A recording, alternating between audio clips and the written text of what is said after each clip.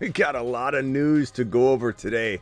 A lot of news. Ceedee Lamb deal potentially close, says a couple different sources. We'll go over that in a minute and what to expect. We got Isaiah Pacheco, JD5, Nick Chubb news. Not good news, but good news for Jerome Ford, the guy we like. Jerome Ford going to the moon.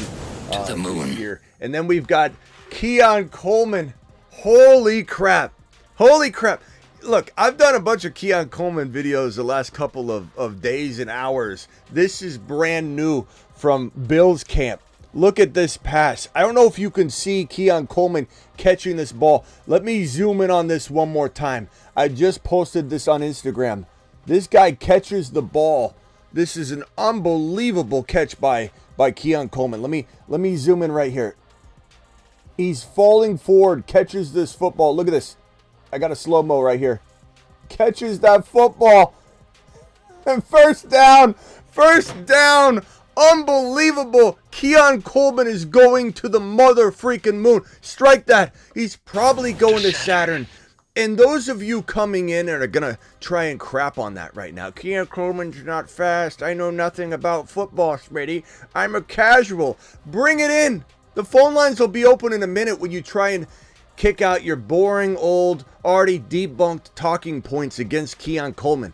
This monster, this route running machine, this actually fast wide receiver. You don't know what in the hell you're talking about. JD5, Pacheco, New York Jets, Aaron Rodgers, Garrett Wilson, potentially a struggle bus day for Brock Purdy, and in some cases the Jets offense in pads for the first time. We got a whole bunch more to go through. We've got Xavier Worthy. We've got Chase Brown getting starter reps. Quentin Johnston. Is there good news about him or bad news about Quentin Johnston?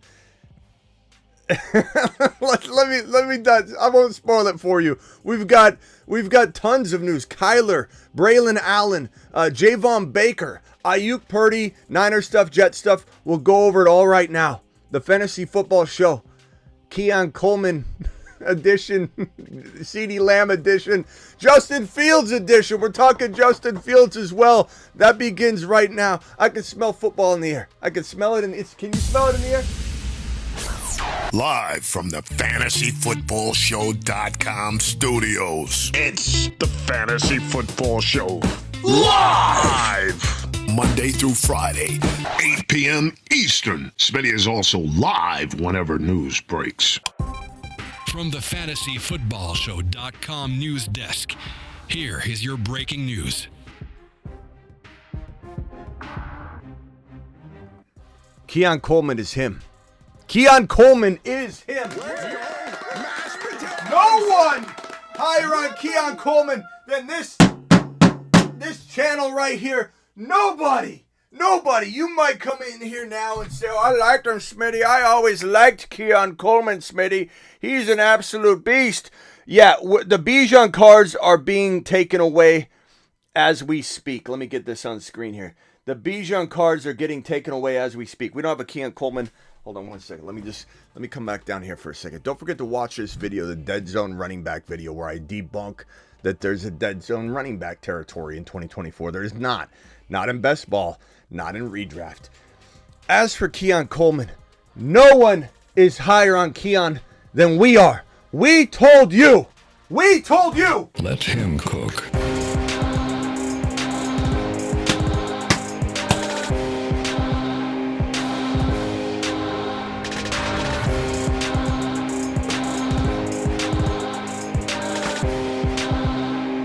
Keon's out there grabbing footballs with one hand. They go across, he grabs them. This guy doesn't drop footballs. He doesn't drop a football. Let me show you one more time if you've been sleeping on this video that I've been putting up on Instagram here and putting all over the place. Look at this. This guy catching this ball. No one even knows if he has it. Look, he's stumbling. It's almost like it slips past the defender. He catches it. I don't even know if that was deflected. This guy's going to the moon. Oh, but Smitty, you're excited about a couple itty-bitty touchdown poos in practice and in camp, Smitty. How about like 5 or 6 touchdowns in like 48 hours? How about that? How about this other touchdown that Keon Coleman grabbed that should be exciting you about the near damn same amount? Let me show that one and then see how you feel about Keon Coleman now. This one right here. This guy looks unbelievable. There's a touchdown grab. Here's another one. Here's a third one. This is a different one. Toe tap, out there doing work, out there running routes, out there looking like a monster, out there expanding his route tree, his footwork, his quickness, his speed. Keon Coleman is a electric rising star in the best situation out of any rookie wide receiver other than maybe MHJ, and those are very arguable. Which spot's better? Arizona with Kyler or Josh Allen?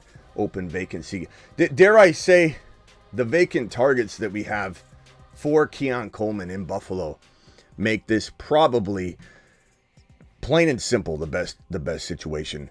Second most vacated targets in the entire National Football League. Now, Arizona was up there too, so they're both ideal spots. 58% of the Buffalo Bill targets were vacated. And this speedster, on the field gameplay speedster, you are telling everyone you don't know football if you say this man's slow. You just don't know what you're talking about.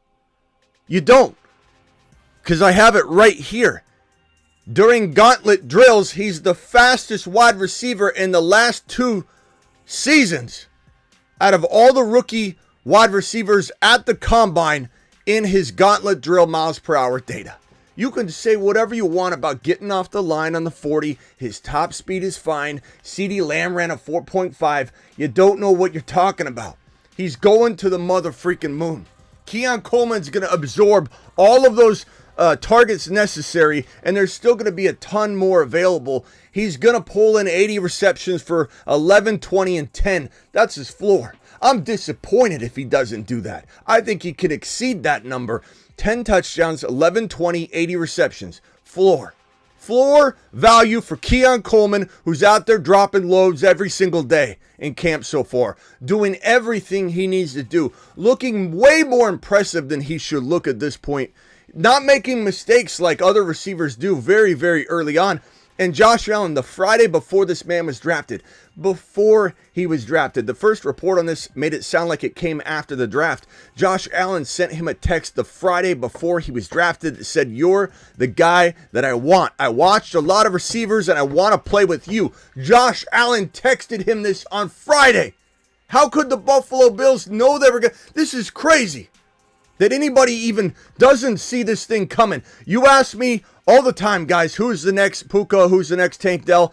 I don't care that these players are going at different value than Tank Dell and Puka. Don't tell me this can't be Tank Dell. I had a couple of you in my comments of my last video saying, "Smitty, he can't be the next Tank. He can be whatever the hell I want." I'm the one that told you about Tank Dell. If he's Tank Dell, he's Tank Dell.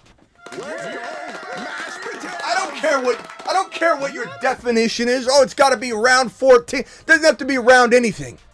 It could be whatever the hell I want it, because I'm the one that said, Tank Dell, go get Tank Dell. I'll tell you who Tank Dell is. This is Tank Dell. Keon Coleman's Tank Dell. And here's the graphic on this man. Look at this. Look at this screenshot of this catch. You can't even see the ball. It's right. The ball's right there. Half his hand is covering it. He's stretching out for it and does this flip. Keon Coleman's going to the mother freaking moon. The Allen to Coleman situation is going to get out of hand really quick in a good way. In a real good way. It's only training camp and the Bills defense isn't that good anymore, says Ron Navy. Well, if they aren't good, that's good for the offense, though. You know what I'm saying? So I'd be fine with that. But look, I think there's a lot of teams that look shaky today. Even the Jets looked shaky. They had some good moments. Garrett Wilson keeps lighting it up. Aaron Rodgers to Garrett Wilson looks phenomenal. But Aaron Rodgers was pretty upset. Let me get to that in a second. Let me get over the Ceedee Lamb situation. Ceedee Lamb, this deal is said to be very close. What can we expect money-wise? I'm hearing and I'm vibing and I'm feeling that 112 to 115 million guaranteed is the number we're looking for, right? Because that's the real number. The annual salary is what everybody likes to flex. But at the end of the day, the smart people, okay, JJ, Lamb, Chase, these guys at the top, they're like laughing at everybody that is hyper focused on the annual salary. You want to have that too. It's in the cards, right? But at the end of the day, the number that matters is the guaranteed money. And if JJ got 110 guaranteed, Lamb Chops is going to get the same annual salary, probably exact same, just like you saw the top quarterbacks all kind of top out at the same exact number. You've got Burrow, you've got the most recent contract with Tua, and then you got the Jordan Love contract. No one's really topping the other one off annually. So I kind of see JJ and Lamb being at the exact same, if not like 0.1, like 0.1, 0.5, not like a whole million difference in annual salary.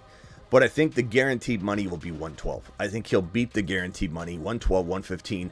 I think the Dallas Cowboys have to get this deal done. As much as Lamb Chops probably wants his quarterback situation nailed down, I think he feels that he can not only lure Dak back in a worst case scenario where Dak is not able to be franchise tagged. The Cowboys do really well, and Ceedee says, come back and play ball with me.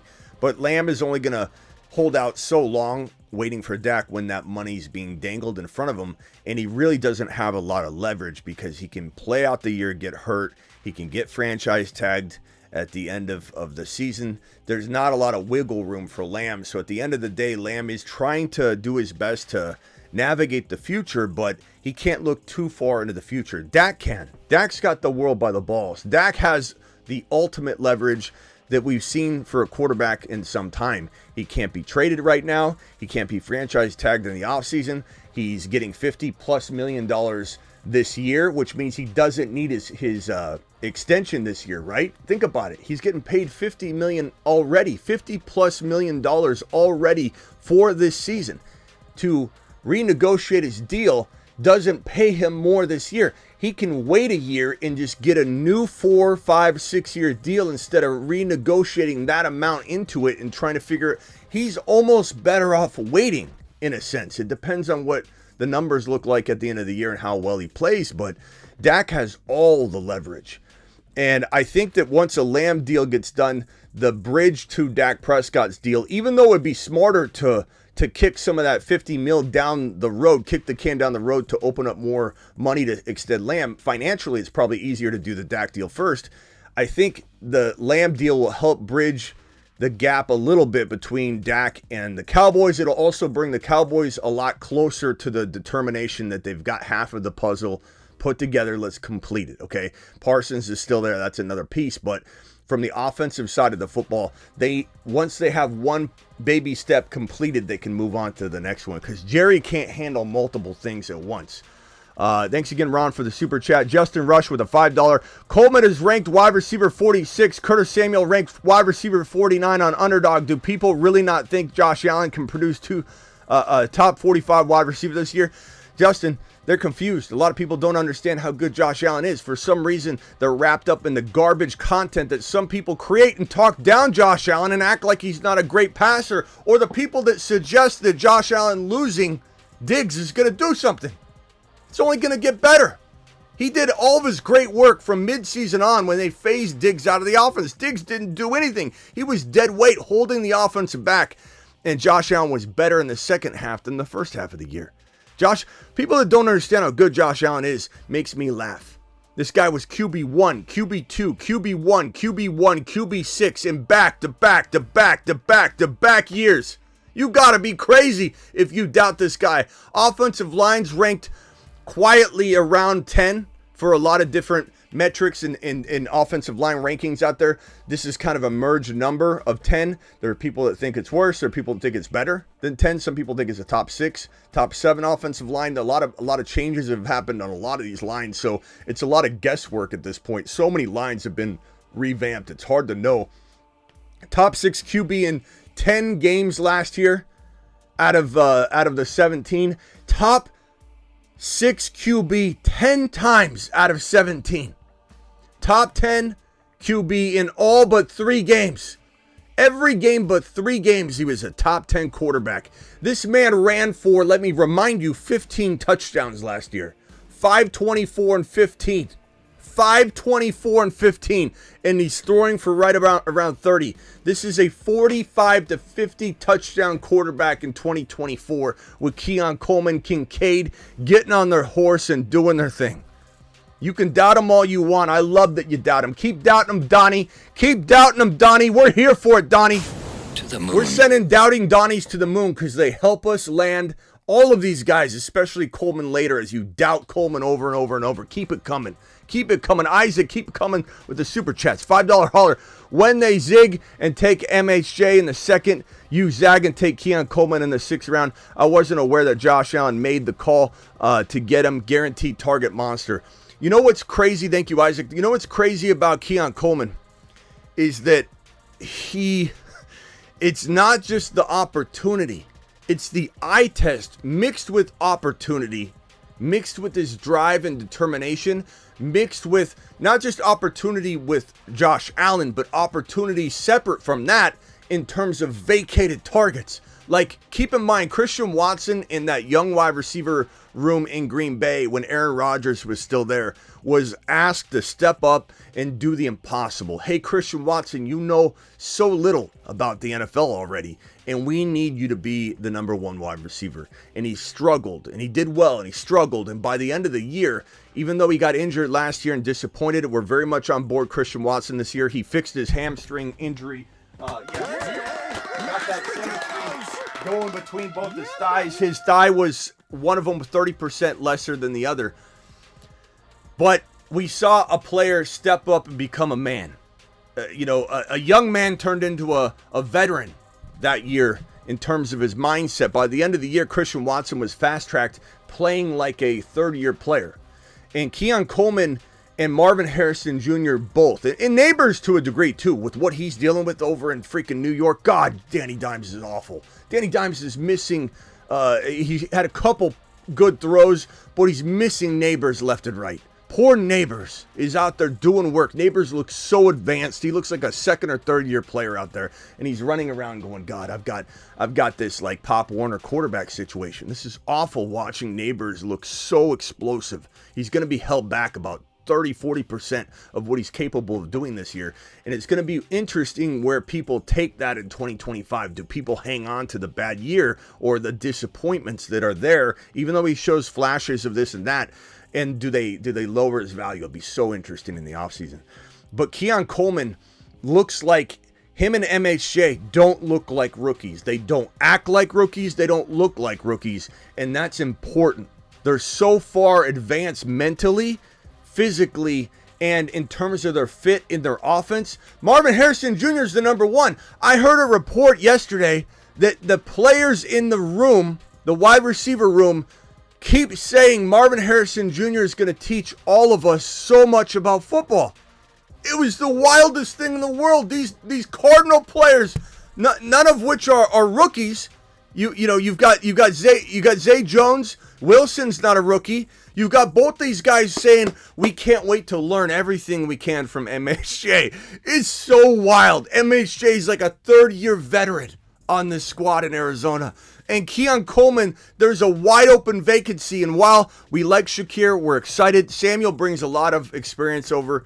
I'm not saying that those wide receivers are saying the same thing about Keon Coleman, but watching Coleman, he is every bit as versed in the offense and every single bit implanted into the offense to get the opportunity as every wide receiver on the team. In fact, he looks more implanted in the offensive game plan than even Kincaid at this point, because we aren't seeing a ton of Kincaid. It's wild to see Keon Coleman as Josh Allen's bona fide number 1 wide receiver, not just here and there, through the entirety of it all right now. It is nothing but Keon Coleman over and over and over. Touchdown pass, touchdown pass, touchdown pass, touch. I think they've scored 5 or 6 touchdowns in like 48 to 60 hours. It is wild. I would not be surprised if Coleman ends up a top 12 to 15 wide receiver this year. He is going to be a monster. Matthew, I can only scream it from the rooftops as loud as I do, and as many people that can get on the train And I can help. I can only scream from the rooftops as loud as my megaphone will allow me. Make sure you draft Keon Coleman, you doubting Donnies. That's all I can do is do it over and over. Rinse and repeat, rinse and repeat. Beat a dead horse, beat a dead horse. Come out here and try and do my best. And those that jump on the train, jump on. Those that don't. Your Bijan card has been revoked. We're taking Bijan cards away. Ceedee Lamb, get excited. It feels like it's close. Wouldn't even be surprised if something happened. Man, it wouldn't be surprised if something happened between like now and the end of the show or now and midnight. That's how much I feel like we're looking at a potential Ceedee Lamb situation. Ron says, eye test. You sure you can see through those glasses? Are you a hater today, Ron? What's just the 2 haterade comments in a row? Not to mention about the Buffalo Bills. Like, what is the hatred toward the Buffalo Bills? We're in the middle of a Buffalo Bill rant here on the channel. All excited, jumping up. We're doing this. And Ron spends the time and money to drop 2 haterade comments on the Bills. Bills D sucks. Oh, can you see through the glasses and passing the eye test?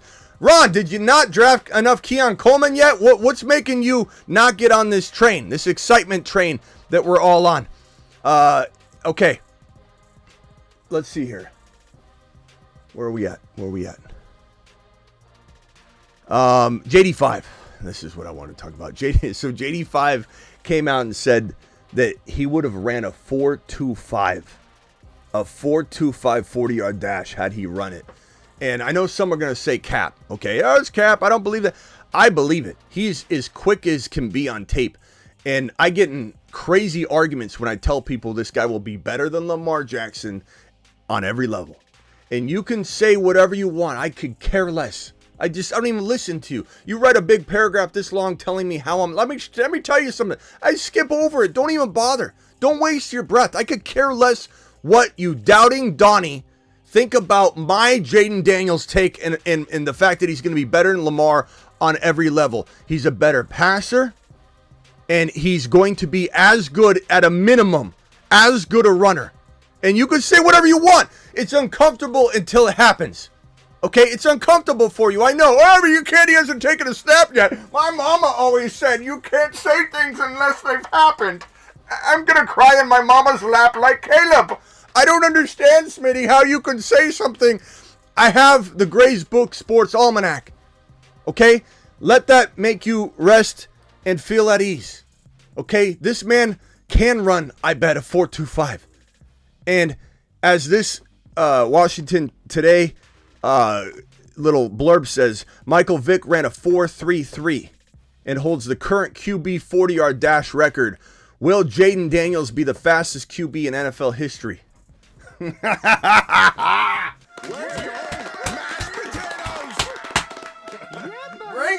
Bring it, haters. Bring it. This man, he's a 5. If you didn't know, I don't know if you know what that is, but he's a 5. There are 2 5s? JD5, AR5? There can't be. Oh no. They're gonna cross streams.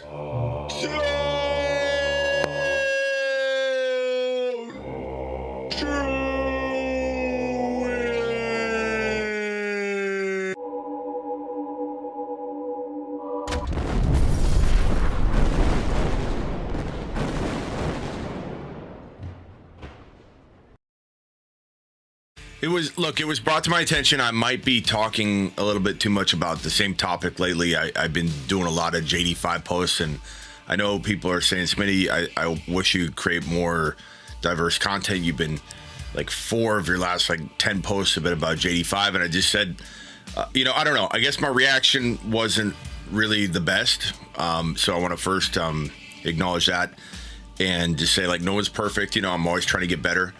And I do think you won't hear any more. I'm gonna stay away from JD5 content. Never. Come on, bro. Buckle up, baby. JD5 is going to take the world by storm. Rookie of the year. It's going to be a glorious ride. So hopefully all you have your tickets to this train, because I'm not letting a single soul on this train ever again. If you aren't on already, then you're a hater of Jayden Daniels, and we aren't going to put up with that. We're taking away your Bijan card. Your Bijan card has been revoked. Okay, this piece of news. Oh, another JD5. This is a screenshot of JD5 breaking free for a long run in practice, and he looked so quick. He was like jogging, and nobody could catch him. You know that play where Achane and Jahmyr Gibbs in the same week both got a handoff. One was on one side of the field. I think your recollection might be, you might be able to remember this if you owned one of them, right? Because I came in and I talked about it. But they were almost identical plays. Gibbs carried the ball, I believe, on the left side of the field, the way that the footage was captured on TV. And he got a carry, and he basically sprinted real quickly, got to about 80% speed, and no one can close it. And everybody had an angle on him. He had no business going untouched into the end zone. There were 2, 3, 4 defenders trying to close in, and Gibbs just exploded through the gut and basically walked in untouched. And you could tell he was running 80%, and no one could come near him. His explosion and acceleration are head and shoulders above everybody but maybe Achane. And Achane, the same thing, but maybe Gibbs. They're like near identical kind of explosive players. On the other side of the field, same thing happened. I believe it was a throw, or a short throw, or it was a handoff to Achane, and Achane turns around or cuts the corner, and it's again the same thing. 3 or 4 defenders had the angle, and he just, and it was 80% speed. It was 80% speed. This is what JD5 brings to the table. His ability to absolutely destroy the angles that any defender has on him, with his explosive ability to jumpstart and accelerate. Acceleration for Gibbs, Achane, and JD5 are the difference makers between other players that are quick and speedy. Their accelerations to the moon. And I saw this play, and it's a practice, right? They're in pads. They're not in pads. They're in shorts and shirts. But it still reminds me of what he's capable of. And he's got unbelievable ability to navigate while he's running 80%, 70%, 80%, and still be looking to throw. And he throws amazingly outside the pocket, but he throws a majority of everything outside the pocket. And as we talked about with JD5, he is one of, if not the best pocket passer to come out of college in the last decade. In the last 10 years, this man is first in TD passes from 2023 from inside the pocket. He threw 35 pocket touchdown throws. He scored 40 total passing touchdowns. 35 of 40 were inside the pocket. He was first in yards per attempt at 11.5 in college football from inside the pocket, and 67% completion percentage on 20-plus yard throws downfield. Best in FBS history in 10 years. In 10 years. And some people are going to act like this kid isn't about to take the league by storm and pull an AR5 and do what AR5 did in a very short sample before he got hurt. Get ready for the JD5 show. It's coming for everybody. And if you doubt JD5, you're not only not getting on the train, because I'm conducting this one as well. I'm conducting a lot of trains this year. And if you try and get on and you don't have a pass, a preseason pass, I'm choking on my own screaming. All right, let's try that again. If you don't have a preseason pass that I've given to you, you are not getting on the train. And I'm taking away your Bijan card. Your Bijan card has been revoked. Okay, next piece of news. This guy right here, this Mars man extraordinaire. Look at him, look at him, look at him, look at him. He's on a shuttle to Mars. Take it in. Mars man. Look at this guy. Loads dropping and spinning aimlessly in Look at him. So Isaiah Pacheco says that the Chiefs will stop at nothing to separate themselves. He's out there absolutely blowing people away with his ability to, just absolutely do the necessary things on the field, put in the work, put in the OT, taking pride in having this number one running back role. And I think the thing that makes me feel like this is different this year than the previous years, where we've had a Chiefs team disappoint us with usage. Remember, I've said this a lot, and I've even talked about how if we look at where this guy's going in a draft, and let's pull all this back because we got a whole bunch of stuff on here. And if we were to say, okay, let me talk about him from a best ball perspective. And this is where Pacheco, go watch this video, by the way. It's called the dead zone, running back dead zone. Is the running back dead zone a real thing? Does it exist? Is there one? And also my top picks from each round as I discuss, each of these rounds and who's my favorite pick in here. But Pacheco is going around 4, sometimes 3, 4 in best ball because of the wide receiver. I don't know what we call it at this point. I don't know, bizarro world, wide receiver bizarro world, where people are being brainwashed into thinking you've got to take 5 wide receivers out of the top 7 rounds. And we're sitting here going, no, thank you. We'll drive against traffic, please. We'll go ahead and drive against traffic and win leagues. Let's go, mashed potatoes! Yeah, buddy. It's Smitty, but I was told by this other person that I need to go wide receiver. I was told that last year's data. Does last year's data have really anything to do with this year? Well, no, Smitty, but that's what people are doing. They're saying last year's data, you wouldn't have won this year if you didn't have wide receivers this year from last year. Smitty? Round 3 and 4, Pacheco's winning leagues. Do it live. Mashed potatoes! Do it live. Pacheco. Now, the tricky part is in non-best ball. He's going in 2-3. Okay, and he's oftentimes, it's not high 2. It's like 2.11, 2.12, 3.1, 3.3, 3.4. The thing about it is, you have to play this safe. I think second drafted player is risky. I think 2-3 turns okay because those 2 picks are tightly right there. I'm okay with this being your third drafted player, especially if it's middle of the 3rd round, meaning you have a closer 4th round pick than you would if you had the 3.1. Then you got to wait all the way. So I'm loving Pacheco. Really loving Pacheco anywhere as your third drafted player, but especially from a little bit before mid-season or mid round 3, and then obviously round 4 you're killing it. The Chiefs have always been a team that's been confusing. They bring in a different plan of attack since the LJ and Jamal Charles and Kareem Hunt days. They bring in a different running back strategy and approach in week 1 than they successfully finished the year implementing. Like Damian Williams, 2 years in a row. We're like, damn, he looks good in the playoffs and in the Super Bowl. He's really going to do something in week 1. They don't even use him. Then it's like McKinnon exploded down the stretch, his breakout year. He's going to be a problem in week 1. Didn't use him.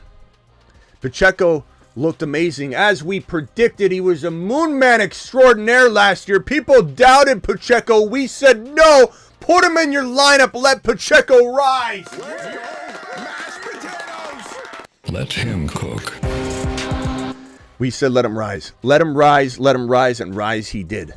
And we're here again to double down. Double stamp a triple stamp. Oh, Smitty, you can't double stamp a triple stamp. I can triple stamp a double stamp if I want to, Bob, and I will. And I did. And Pacheco's on the Mars Man list for a reason.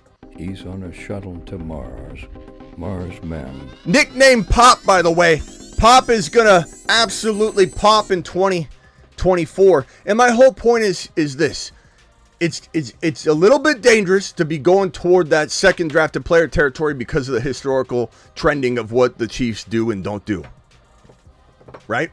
But I'm getting a different sense of ownership of this starting lineup role. I'm getting a sense that Pacheco knows he's the starter. He speaks as if he's a starter, and he doesn't just speak like he's a starter. He speaks as if he's been told, you're the starter. You can speak like you're the starter. You know what I'm saying? I get a total different vibe from his persona, the way he carries himself, the way he talks about the running back role. I believe you don't say that when you don't know where you're at in the pecking order. He's talking different. He knows something that we already know, that he's the starter and he's going to the mother freaking moon. And anybody that drafts Pacheco as a fourth drafted player is winning leagues if you smash any of your other picks. And Pacheco in the third round in non-best ball is a criminal act that is going to have you win leagues, young man. Mashed potatoes. Okay. Pacheco. Here's another piece of news relating to the Ceedee Lamb situation. I think we got a couple more super chats. Oh boy, we got 8 super chats sitting here. Justin Russ says, as a Patriots fan, I approve of Ron's Bills hate.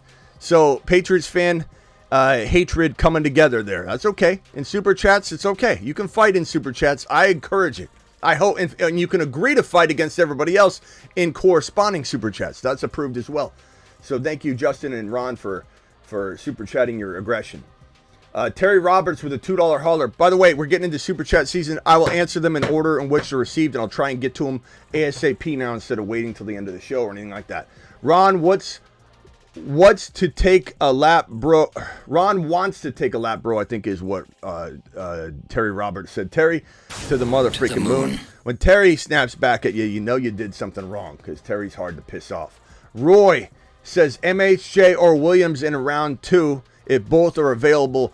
I lean toward a split on this. If I've got 2 leagues side by side, I take one in one and one in the other. But if you tell me you only have 1 league and I have to decide to take Kyren Williams and cuff him to Blake Corum, because I think Kyren Williams deserves to be taken in the top 5 overall. I just think we're all lucky and blessed to be in a world where people don't understand what the hell they're doing. So we take advantage and we smash. Smash! Let's smash. Smash. Do it. I'm going to not draft Keon Coleman in the mock drafts and see if and where he goes. I'll get back to you guys. That's a great idea to not take him and see where everybody else lets him go, because what good is it? Just envision, take Nathan Peterman in the 6th or 7th round and just in the mock draft say that is going to be Keon Coleman. And you're right. Let him flow. I like the way you think. Do that and report back. See where he goes in a grandma mock draft. G Money dropping a $5 holler. Hey Smitty, I have a 1.8 pick in a 12-team half PPR 1 QB redraft league. Is it crazy to take Gibbs here at 1.8? No, it's crazy to not take Gibbs at 1.8, pal. In fact, I'd take Gibbs as high as 5 or 6, and with a smile on my face. There, G Money. Welcome to see you back in the saddle, pal. Come around more often. Drop a super chat whenever you feel you need to, young man. Ron Navy, by the way, 133 to about 240 have been popping in and out of this live stream. Smash the thumb up button. We only have 70 thumbs up so far. Smitty destroys underdog ADP with his takes. We have to pay premium now for these players. LOL. Thanks, Smitty. Thank you, Ron. Appreciate you dropping a $5 hauler. I think that's considered another haterade comment, but that's okay. You're doing it through super chats. How can I get mad at you? Cheryl dropping a $5 hauler. Hey, Smitty, who are your favorite picks at each spot in each round 1 and in 12-person league? Who is your favorite picks at each spot in round 1? That's kind of hard to say. Like, there's really no way, because at the end of the day, I need to know what's your league likely to draft like. Are they drafting? 217 of you in here now. 74 thumbs up. Smash the thumb up button. 243 people in here now. Hit that thumb up button. Round 1, there's no bust in round 1. The only scary player to draft on any small level, and it's a small level. It's not an avoid level. It's not a bust level. It's Christian McCaffrey at 28 years old, walking into a season where they're either going to dial him back to keep him healthy or they're going to overwork him and he's going to get hurt. So there's kind of it's a double-edged sword with Christian McCaffrey, but he's the best player in football. In weekly winners underdog fantasy, he's the 1.1 because you're getting Christian McCaffrey of old for a handful, 10 weeks, 12 weeks, maybe 17. But he is a little bit risky in that he's 28 years old, hasn't long injury history, that he has kind of shaken free. I get it. But he does come with that 28-year-old risk level. And we saw Eckler drop off. Aaron Jones couldn't stay healthy. It just, time after time after time, 28 is knocking players off left and right. So past that, there's no bad picks. And at the end of the day, I can't really just say what's my favorite pick from each draft slot. You said in round 1, at each spot in round 1. That's basically like saying, give me your top 12. It just really depends on what's the likelihood you're going to get Kyren and Achane in rounds 2 and 3, or at least Kyren in 2. Is Kyren going in the top 12? If he is, that means it's very running back heavy. And therefore, I may or may not want to go wide receiver. I might actually want to go all in on running back too, so they don't get scooped up, and then take advantage of the wide receivers I like later, like Tank Dell and DK and Devontae Smith, that'll all still fall because everybody's going running back hungry together and they're in line lockstep. I at the end of the day, I can say this. If I'm in the top 5, my favorite pick is Bijan. Okay, if I'm going wide receiver, you kind of split it up between Chase, Hill, and Lamb. If I had to pick one, I'd probably say give me Hill or Lamb. I love Chase, but I'm putting him 3. It's not a bad, it's not a knock. It's just I probably say Chase and Lamb. If I'm drafting inside the 7, 8, 9, 10, I'm usually taking Gibbs or I'm taking Breece Hall. I'm just a big running back person, and I draft best player available, but best player available to me is almost always running back unless I'm taking Hill, Lamb, or Jamar Chase in that top 3 or 4 overall slot. And if I'm drafting at 11, 12, 10, 11, 12, 13, I'm probably taking Kyren with that second round pick, and I'm trying to take Gibbs or Breece Hall or Bijan, obviously, if he fell with that pick. Now, do I like going to MHA and Garrett Wilson? Sure, I've done it. I'll still do it. I don't mind doing it, but I'm a very, very big running back advocate this year, and I think that's the way that I like to roll. How early would you take Bijan? I'd take Bijan 1 overall. I wouldn't shy away from it. Breece Hall, I'd take in the top 6, easy. And my round 1 avoids, again, there are none. There's just a little cautionary tale on Christian McCaffrey, but hard to stray away from him, if you know what I mean. Ron Navy, Travis Rowe, always here to smash the First Amendment, says Ron Navy. Ron, that's another negative. How many negative comments are you going to drop in a row? Did someone like walk across your front lawn and ruin the garden today? The steak garden or the vegetable garden for the steaks? I don't know what's going on. People say I don't know ball because I like Achane. They don't know ball. Rock out. We know ball. You don't like Achane. You don't know ball. They don't know ball. You know ball. Let's go! Mashed potatoes! Yeah, buddy. All right, super chats have been knocked out for now. Load them up again, and I'll roll through them like an Achane video. Like me rolling through one after the other, just creating Achane content, creating Kyren Williams content, creating JD5 content. So, anyways, this report right here came before the other one.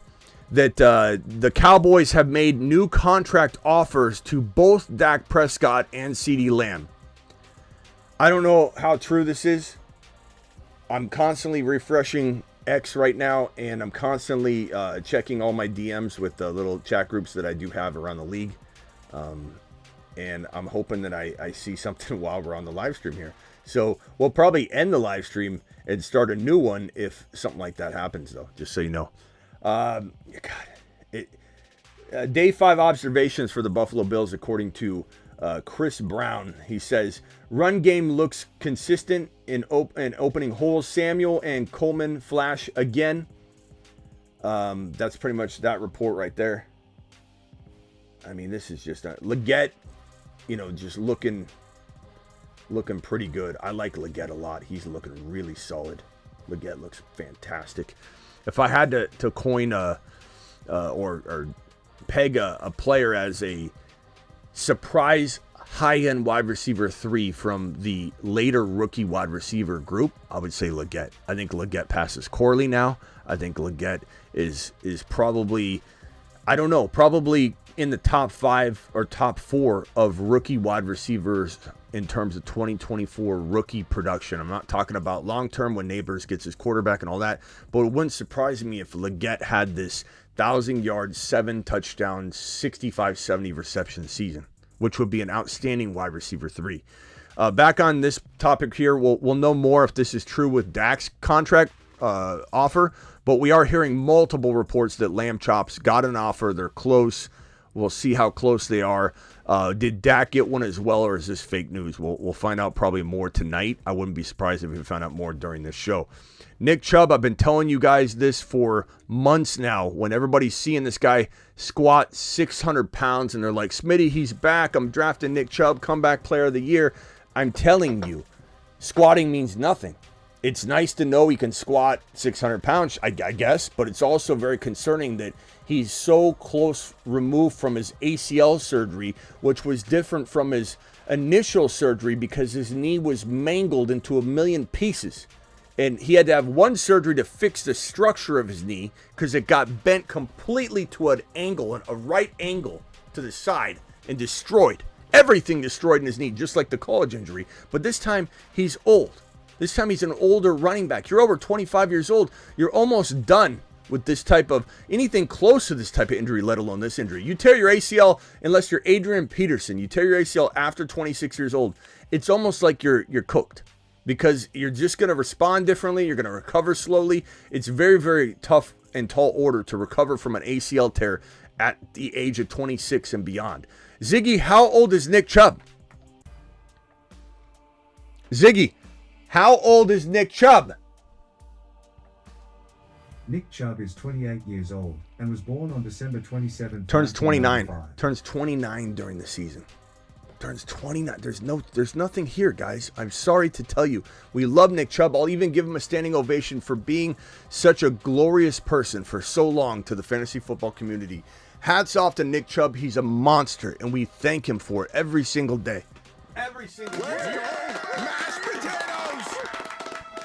But we're here to do a business. We're here to stand on business. We're here to provide the best content so you can win your championships and make money and make your family proud.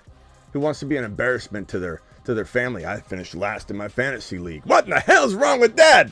You don't want that. You're playing for glory and you're playing for money. And I realize that. That's why I'm here. I'm a tireless worker here for you. 2, 3, 4 live streams a day. That's what we do. Nick Chubb, according to this report, is not expected to be ready for the start of the regular season. And we're very far out from that. So to know that this early means that he's not close. He's been working on change of direction stuff in addition to full speed sprinting, and the team is very cautious to proceed with. Look, it's just going to take a while, and in the meantime, there's a little man that's been sitting on the Moon Man list for how long now? The Moon Men, dropping loads in outer Jerome space. Ford, running back 40. Look at this guy. Now, it sucks because this news today is going to probably hit really hard and hit home really quickly with some people that have been thinking that this is going to end well and he's going to get out there in week 1, week 2. Maybe he'll have limitations, but he'll be out there in week 1. He's not. He'll probably never return to form.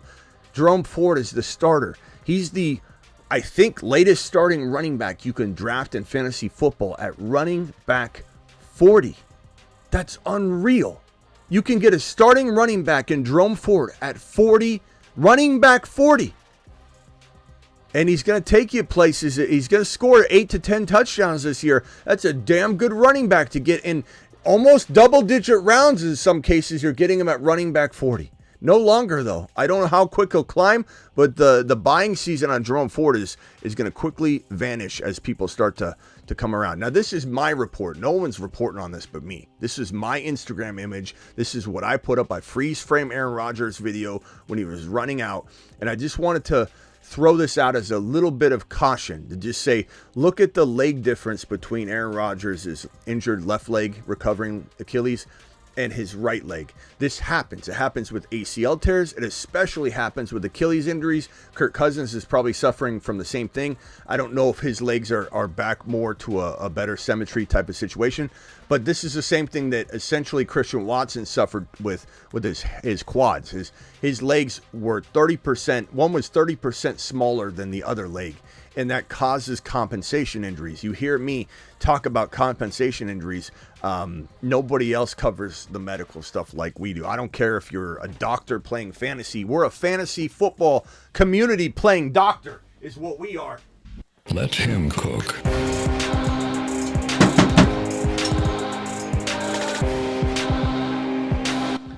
But I've been doing it for 23 years, so you think I'd learn something at this point, right? Compensation injuries are a problem. Compensation injuries are what lead to lingering stuff that takes somebody out for the entire season. Now, let me say this. Aaron Rodgers is a quarterback. He also doesn't scramble a ton at his older age. Christian Watson was exploding, running, cutting, planting, and that's when it caused problems, right? So I don't want anybody in here to think I'm down on Aaron Rodgers or I'm worried about Aaron Rodgers too much. I'm just saying and pointing out, and I said Aaron Rodgers is going to cook, Garrett Wilson's going to cook, but I do want the Jets to maybe focus on this and get these calves a little bit more to size so that he doesn't have any issues, that linger. Another calf strain or because his right leg. The reason, if I explain how this would end up being a compensation injury, it would be you end up cutting with your right leg with a ton of force because it's strong, and then you go over to your left leg and you're going to either hobble on it because it can't explode with the same strength that the right leg did because it's smaller, or you forget, or you actually just try and explode with the same amount of explosion and you end up injuring something on that leg because it's not supposed to be firing off to the same degree that your brain's telling the right leg to explode off. So there's different reasons that you'd be concerned. He's kind of just going back in the pocket and dancing around a little bit, so I'm not too worried. I just want to see him get a little bit more symmetry there. But absolutely love Aaron Rodgers. Going to the moon. I just wanted to point this out because I point out all the pros and cons, even from players that I absolutely love. There's a little bit of caution here, but because he doesn't scramble much and run a ton, they got a little time. So we're going to put that over here. Appreciate. Rock out, dropping a super chat. I take a lap for tell people to take Bijan in 2023. Rock out is typing quick these days. Sometimes we can make it out when he raps it or gives us some poetry, but when he types it, we got to decipher it just a little bit. So anyway, I'll take a lap for telling people to take Bijan in 2023. I'll take the lap. Don't worry about that. That's on me. He was still running back 9. So if I'm going to come in here and say I was the highest on Bijan last year, I got to take the L. And I admit that. I take the L more than anybody in the fantasy industry. If I'm going to say that I'm the highest on Bijan out of everybody, I have to take the L. So running back 9, not that big of an L, but it was a nut kick. And I take it. I take ownership of it, and I apologize for my role in making you draft Bijan Robinson last year, but I can almost guarantee if he doesn't get hurt, this man will pay it forward double time this year, and you're going to explode in your fantasy leagues if you got Bijan Robinson on the roster. Hi, my name is Bijan Robinson. I like long walks on the beach. And, well, I also like scoring.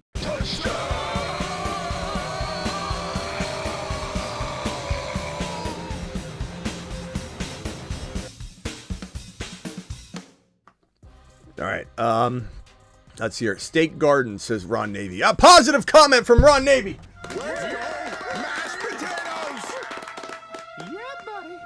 Don't worry, we're going to get, if Ron is kind of still negative, we're getting closer to the Justin Fields news. We're 53 minutes into this news show. Usually the news segment's about 20 minutes to an hour. So we're getting there. We're pushing through. Let's see here. We got this piece of news here. What is this? Oh, this is just one of those dime passes. Aaron Rodgers with a perfect down the field pass to Garrett Wilson. I screenshotted Garrett Wilson. He's right in the middle of the screen catching the football, and he's like, his separation's amazing. Aaron Rodgers and him have the best rapport. They were doing good today, but this was their first time in pads, and like they had a struggle bus day today a little bit. And Aaron Rodgers was yelling at everybody. He had an interception that was one of the wide receivers' faults, right? It wasn't Aaron Rodgers' fault. It's never his fault. But he ended up he ended up yelling at everybody, and he kind of does that. He kind of takes control, and he's not scared to tell everybody to get in line, get in shape, and be the leader. And I like that because this is still a team full of a lot of young guys that need direction and need discipline. And quite frankly, I don't know that we trust some of the coaching staff. I trust Aaron Rodgers. Aaron Rodgers is kind of the coach. You know, it's wild that we're watching a team that's like quiet in terms of the coaches, and Aaron Rodgers is out there yelling at everybody, teaching everybody. It just goes to show that he runs the team. He runs the team. This news right here, look at this guy right here, Chase Brown. Chase Brown taking a majority of running back 1 reps, and this is fantastic news for those that love Chase Brown. Chase Brown has tons of upside. Very excited to see what him and Zach Moss can do together. Zach Moss also had an explosive play today, though, so they've kind of like had some moments together. But at the end of the day, this is a very exciting player on a very exciting offense that has a cemented role in the offense, knows the offense well, and Moss is coming over trying to learn it. So he has a huge leg up, and we need to start taking this guy in more drafts because the advantage is now in Chase Brown's court. It's no longer in. Not that we don't like Zach Moss, but this is a guy that we need to scoop up left and right in fantasy drafts because he is going to continue to get work. This is probably the worst wide receiver maybe in the National Football League, Quentin Johnston. If you're a Charger fan and this upsets you, I'm sorry. Put your earmuffs on. Put your baby blue earmuffs on while I speak some truth because you're not going to like what I have to hear. This guy's a body catcher. He drops the football. Every time his hands touch it, he can't catch the football.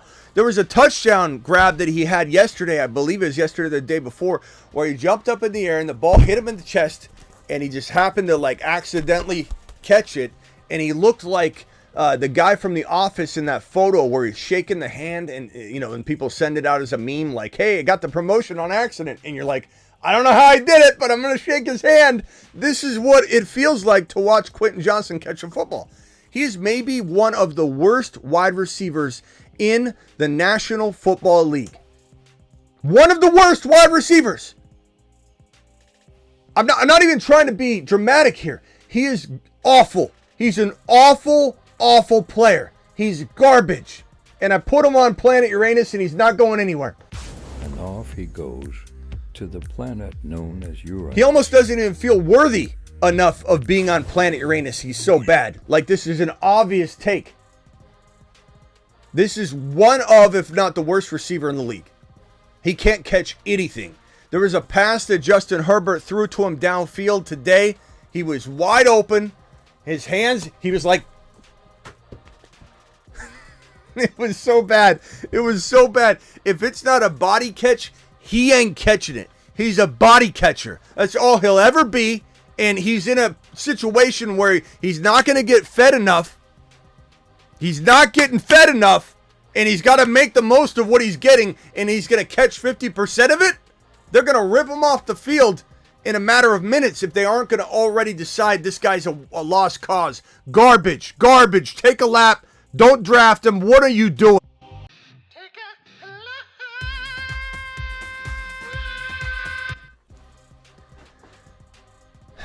This whole team's a mess.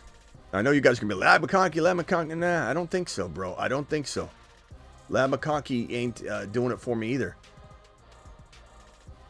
This is another wide receiver, Jamar Chase. No practice. This was yesterday, so we're still counting the days of Jamar Chase and what happens with that situation. But this right here, yeah, we're liking this. We're liking this news right here.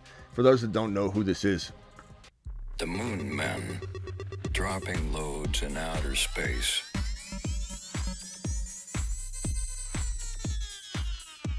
Space Monsters. So Javon Baker, who's also a midseason monster, I believe. Yeah, there he is. Midseason monster, I believe.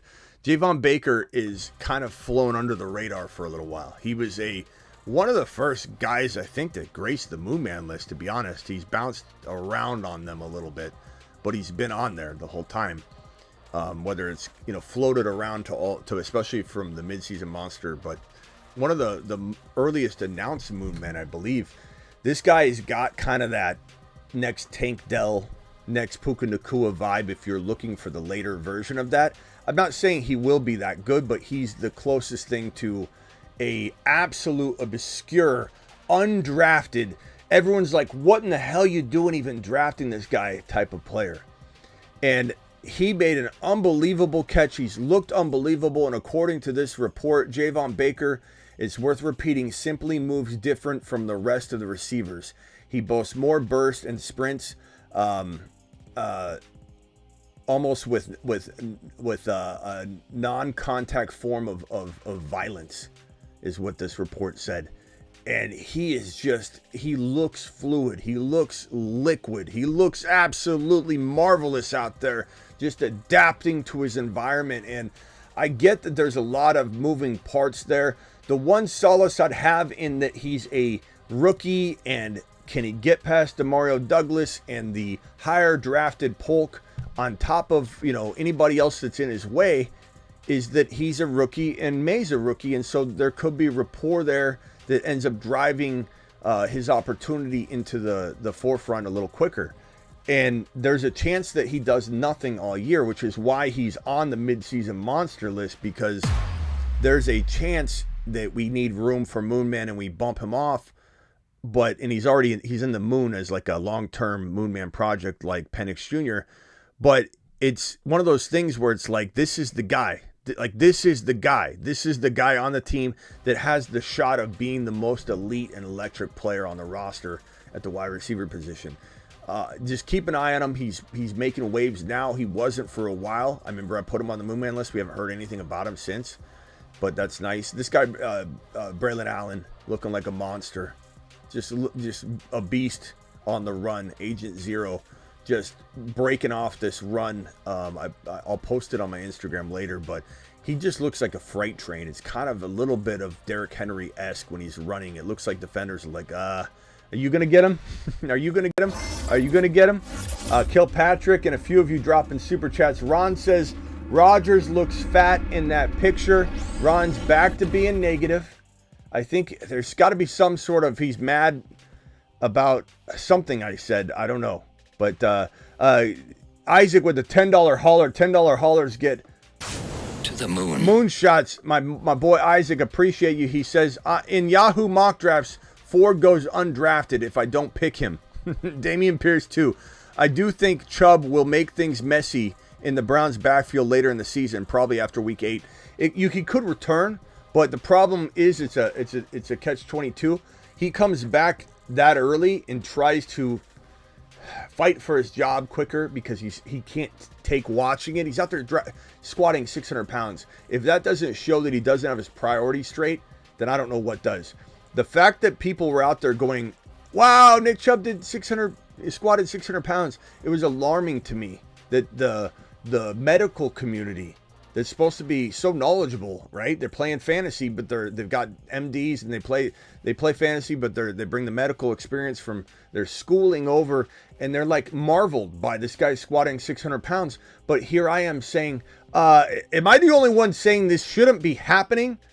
You shouldn't be doing that. He had his ACL surgery at the very tail end of November. So December, January, February, March, April, May, June, July. Like, what are we doing? We're between 7 and 8 months recovered from the ACL piece of your devastating knee injury where you tore everything, and you're out there squatting 600 pounds?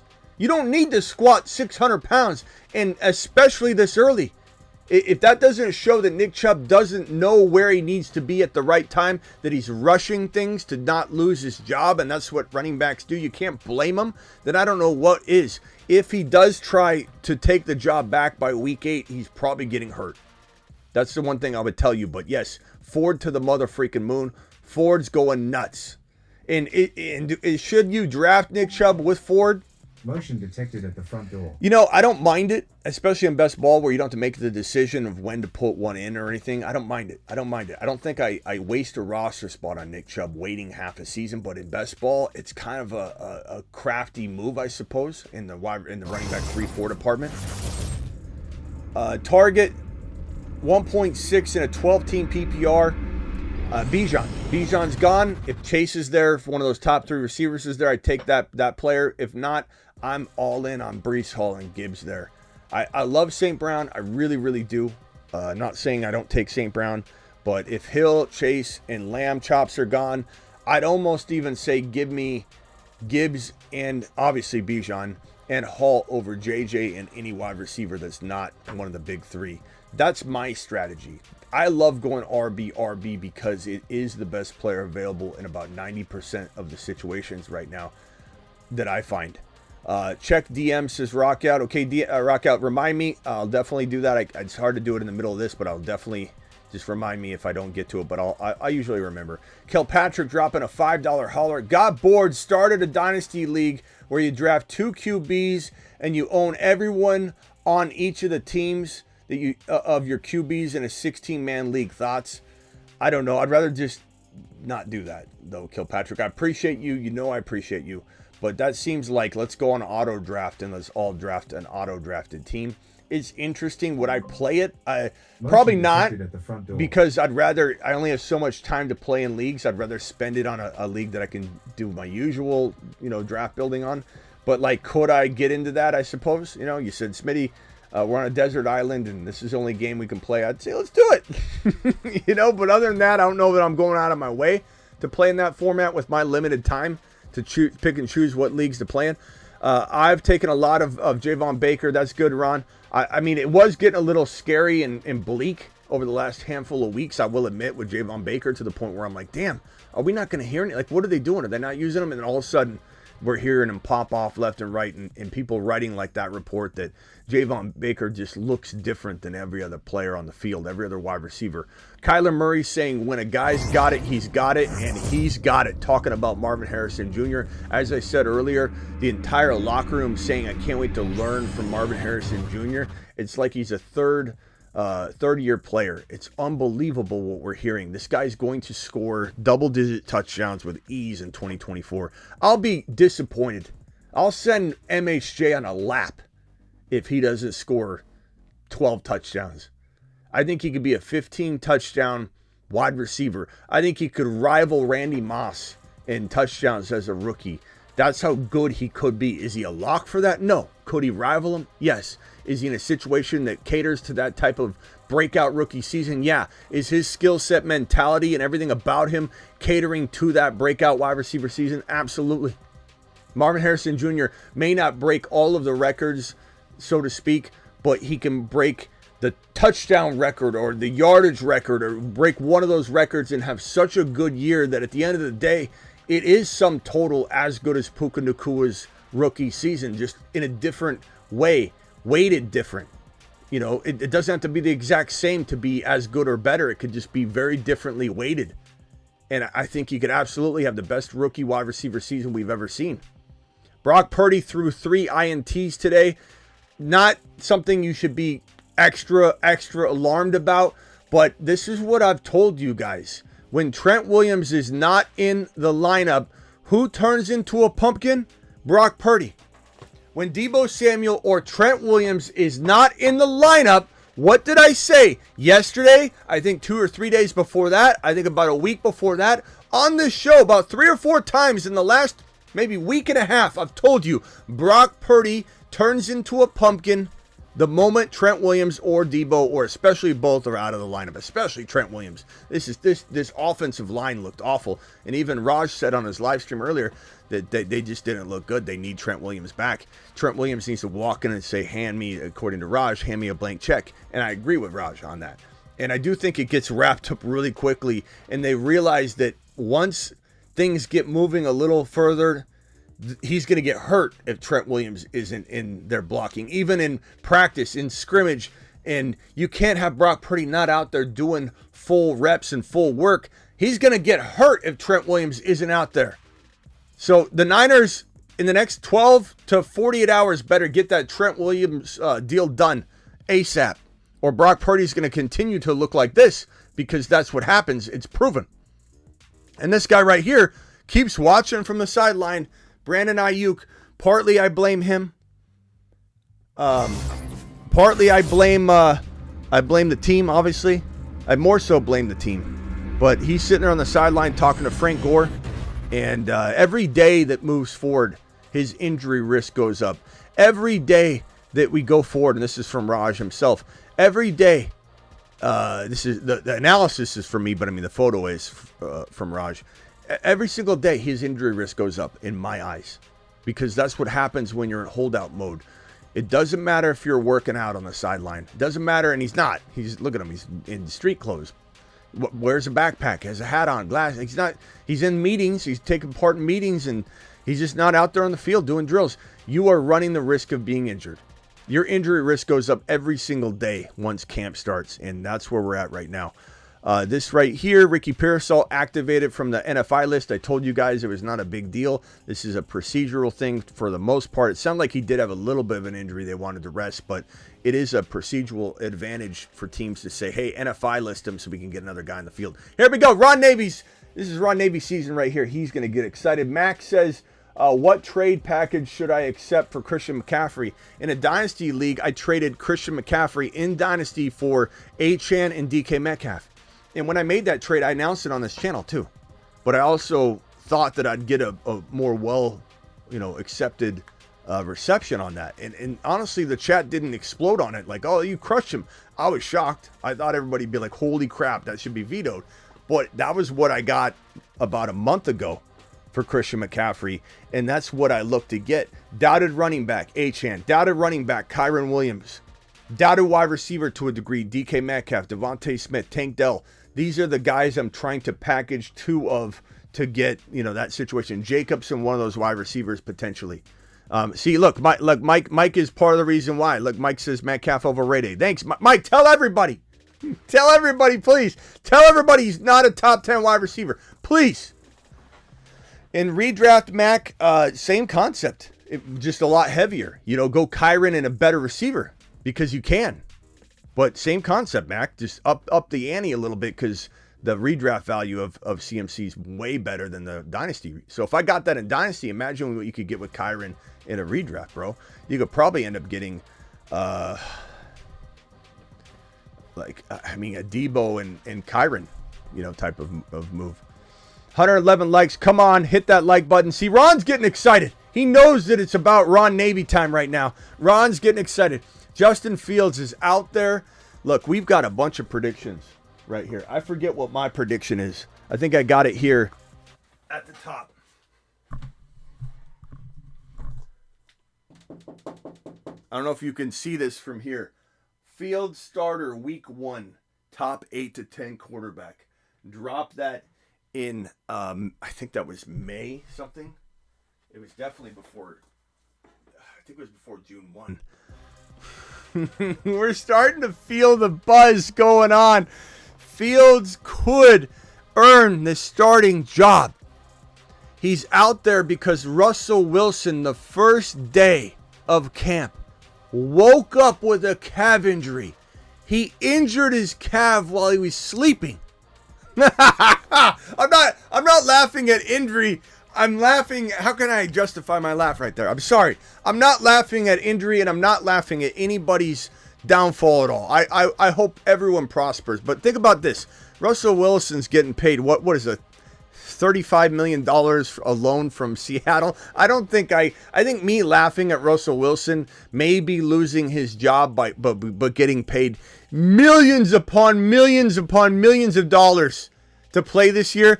I don't think that's a bad look on my part. I'm just going to say, right? Can we agree on that so I can laugh at this and not feel bad? Guys, if I was getting paid $30+ million to get benched from the show, I would be okay with that. I would be fine with that. I'll be okay with it. So I feel good.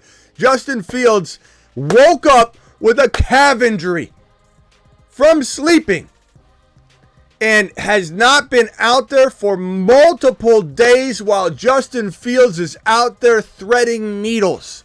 Now, has Justin Fields thrown a bad pass or two, sure. But for the most part, he's been out there threading needles, making aggressive running decisions and successful ones. And keep in mind, this is a pretty damn good Pittsburgh defense. This is one of those things where I say to you, Justin Fields' struggles in camp, if he does show any, are because he's going up against a good D that's going to put him to the test. And I think that at the end of the day, he walks out onto the field with his improved offensive line, his plethora of weapons, his amazing running back that I believe will be Jaylen Warren at that point. If not, look, Najee and Warren together is fine by me. But a assortment of talent to navigate the offense with, and his ability to run. And as much as I can't stand Arthur Smith, he does want to run his quarterback. And Justin Fields is not Ritter. So all those runs that Ritter took and vultured from the RB room, those go to Fields.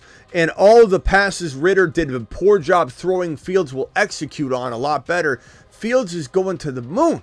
Like, Fields is one of the very best third quarterbacks to take in Best Ball Underdog Fantasy promo code Smitty. I'm going to drop this link so when we draft, and we may draft tonight, I'm not positive, but we may hit this link. I'm going to pin it in the live chat. We'll be jumping on Underdog, if not tonight, tomorrow, but maybe tonight and tomorrow. And he is one of the very best third drafted quarterbacks in fantasy football in Best Ball. And he's a crafty quarterback to take even in redraft if you got a very deep, bench. Because I take 3 quarterbacks. I hear you shouldn't. Well, good. Go watch that person. I'm the one that's going to tell you to draft 3 quarterbacks in a 1 QB league. Because injuries happen. Joe Burrow, Aaron Rodgers, AR5, Kirk Cousins. Injuries struck everybody last year. And QBs rule the world. But Fields is going to be a top 6 to 12 quarterback. I don't know where in there, because this is a massively talented QB pool, massively talented running back, wide receiver, tight end. Every position is loaded to the rafters this year.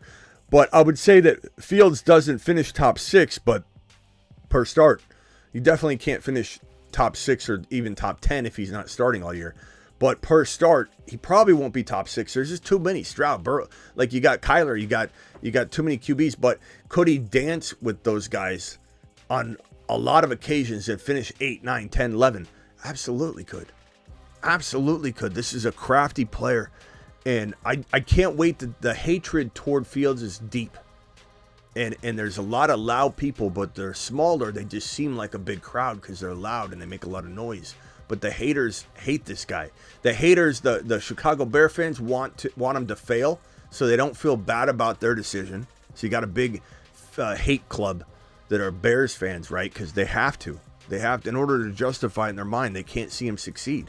Then you got a bunch of people that just they drafted him last year and he burned them, and I understand that carrying that over, but you got to let go of that stuff in fantasy football in order to excel at your sport. And the other group are just people that like to hate. They like to hate. They like to hate on players that haven't done it yet. They like to root for people's demise. And so there's more haters than there are probably guys that believe, but the actual people that know what they're talking about, it's a small group.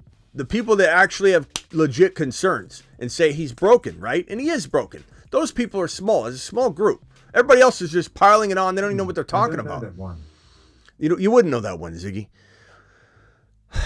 It's not a lock, but I love what I'm seeing, and Fields is doing good work. Fields, and then this report right here from ESPN, Justin Fields definitely has some work to do to catch Russell Wilson in the race for the starting job, but the Steelers are open-minded about his ability to do so. So it sounds like this little hiatus of Russell Wilson, and he just ends up failing. Like, he's a great practice player. I told you guys this about 12 to 48 hours ago. I said that he's always on the money during drills, during the Pro Bowl drills. He throws these dime passes. He's a fantastic practice quarterback. He tricks you into thinking he's back in practice and what he's doing, commanding the huddle. And then it's like he gets nervous and then turns into an absolute disaster. He's sitting there, perfect, goes to bed the night before, gets nervous and wakes up injured. Like if that's, and then, sometimes you can be injured because you're in your head. Like you could cause yourself to be sick. It's called, like, let's say everybody goes onto a plane and somebody throws up and everybody else starts looking at it and they're like, they're sick. So there's a pandemic on the plane. And then everybody starts throwing up and it becomes this contagious mental problem, and everybody thinks they've got this same thing, and everybody starts throwing up on the plane, and everybody starts feeling sick. People turn red, people break out in hives, and it's absolute hysteria. It's called hysteria. And there's something to Russell Wilson having a little bit of that, in that when it comes time to deliver, he chokes. And he had hysteria the night before when he went to bed, because he knew that it was the final day to sleep before he had to go and become the starter, and he's scared to death of the man that's nipping at his heels. This report here, Justin Fields has been having a good training camp, and the team is open-minded to the possibility of him being the starting quarterback. This is multiple reports, a lot of it coming off that ESPN report, and I can't wait. I'm excited for it. This right here was, more of that Javon Baker catch. This right here is I'm going to open the phone lines here in a second, guys. The defense right now looks phenomenal, says Jordan Love, who's talking about his D, and this guy talking about his path to greatness, and he's going to be really, really good. His entire wide receiver room was injured, and that includes like his entire pass catching room was injured all year, including Aaron Jones. And his actual wide receiver and tight end room is the youngest in NFL history. And we talked about this guy a lot the other day. Jordan Love has some remarkable numbers. Again, youngest wide receiver room in history, 5th in the NFL in QBR when pressured, 7th in passing yards in the entire 2023 season, 2nd in passing touchdowns in the entire 2023 season.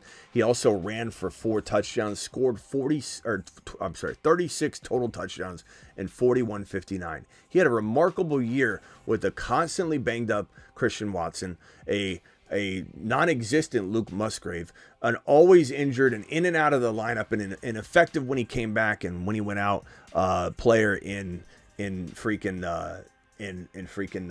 Aaron Jones. And now he gets Jacobs and Lloyd. Now he's got Christian Watson back healthy, Jaden Reed, Wicks, Dobbs, and Luke Musgrave healthy. He's got the youngest wide receiver room in NFL history, and they're all healthy. And we saw him do this with a carousel of it all, because every piece of it was broken and injured throughout the entirety of the year, on and off. This guy had disaster around him, chaos around him, and he scored he threw 41.59, 247 rushing yards, 4 touchdowns running, 32 passing, and only 11 INTs.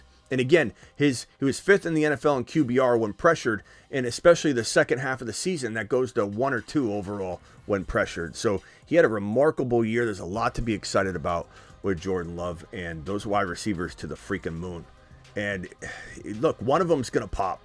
Reed or Watson or Wicks or Dobbs, whichever one you want, one of them is going to be a top 20 wide receiver. One of them might be a top 15 wide receiver. This is an offense that's that good. One of them might pop. Which one will it be? Okay, Evans said that this was crazy. We hadn't reported on this yet, but this is about a day and a half old. Evans, when he was becoming a free agent, was considering the Chiefs and Texans if he was not to return to the Bucs. Can you imagine him with the Chiefs or the Texans? That'd have been wild. And how that would have affected the Diggs situation, how that would have affected the Worthy drafting and all that. So a lot of chain reaction from that. Kind of glad it went the way it did in a way, because he's older and who knows how much time he has left. But we're almost done with the news. I think this is the last piece of news. Yes, it is. Any super chats that come in, I'll answer them right away, so drop them. Dolphins are planning to shift their focus toward getting a contract adjustment done for star wide receiver Tyreek Hill now that Tua's deal is complete. What this tells me is that they're trying to do a Christian McCaffrey-esque move. Here's a little bit of a raise, not necessarily a new deal. He could get one, but here's a raise. Here's an extra bump, a thank you, if you will. And this is what I believe Eckler should have had last offseason. Remember when he was wanting a big payday, and the Chargers were cheap as can be, didn't want to do it. They should have gave him a bump. Even though he didn't deliver last year, it was still something that I think was warranted at the time. So Tyreek Hill probably gets some sort of bump, but I don't know that you're going to see him, be able to partake in what we're seeing with these wide receivers. Dial into the Attic.shop phone lines. Do it live. Call into the show. Call into the show.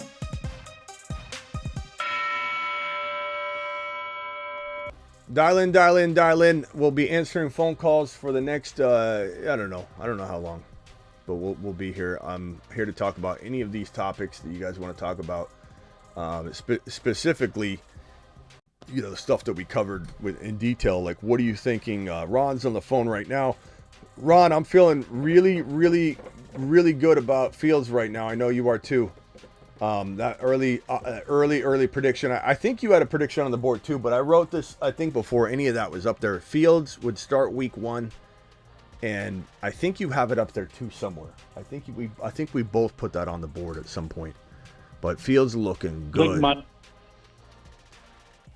You what?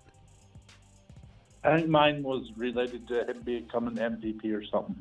Yeah, something like that. I love your one where you say that the backup quarterback in Chicago starts more games than Caleb. That's my favorite prediction that you have. Rockout wanted me to play this, so let's listen to Rockout's glory here. Hold on. He be going to take over your lineup. Go give him some the pasta. They call it straight up Bijan. He be taking over Bijan in the game. He be going to take over your lineup, scoring touchdowns. That's how we do it. Did he say give him some pasta? His name is Biaja? Hold on. Give me Bijan. He be going to take over your lineup. Go give him some the pasta. They call it straight up Bijana. Bijana?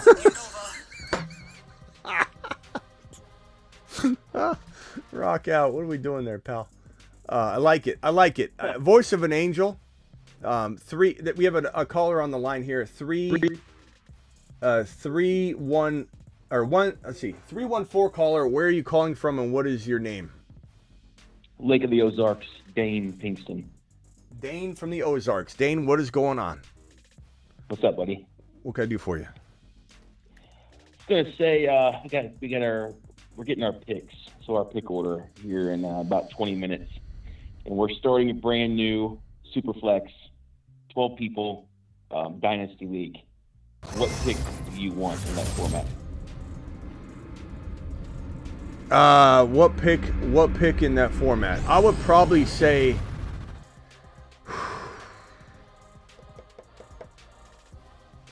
one, 2, or 3. Okay. Because in Superflex, my opinion hasn't changed from last year. My opinion has not changed from last year. You win a league if you get one of those top 3 or 4 quarterbacks and you land the craftiest. You said this is Dynasty? Yes. Okay, so you draft Hurts, Mahomes, or Josh Allen.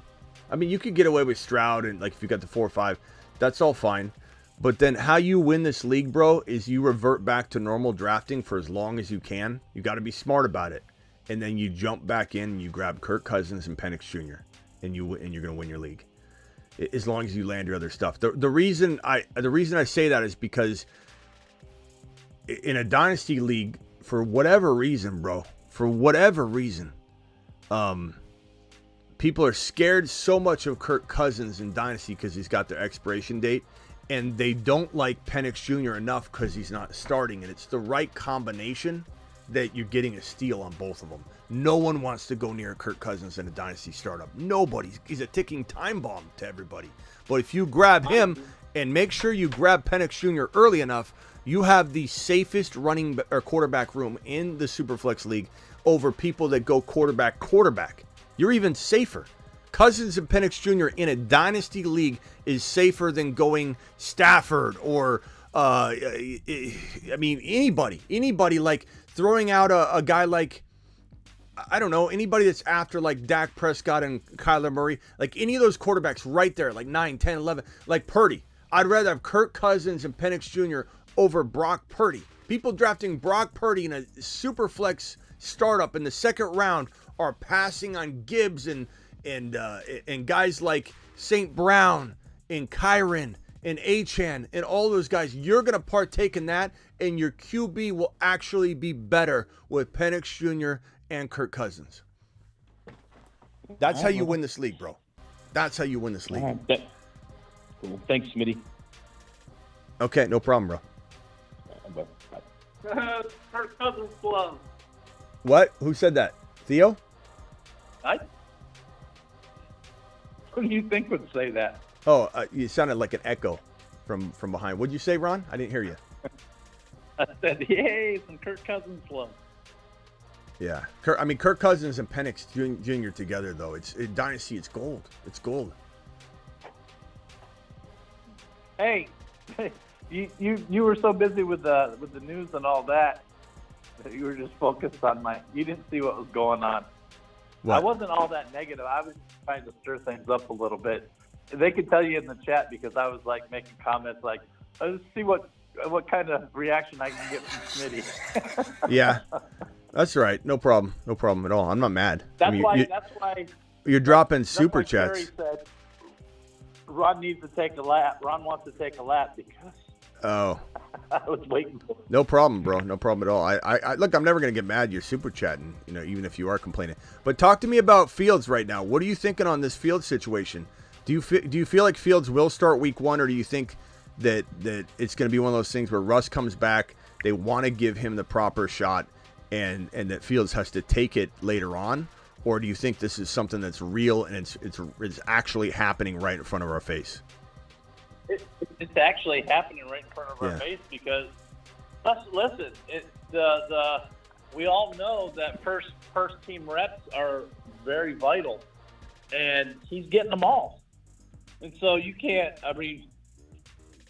Russell, okay, he's the veteran quarterback, but he's not getting any reps with us. He's not building up any rapport. And so, yeah, I think it's very possible Fields could be the week 1 starter. Yeah. Rock Out, you're on the line. What do you think? What do you think about it, Rock Out? You think he's going to start week 1?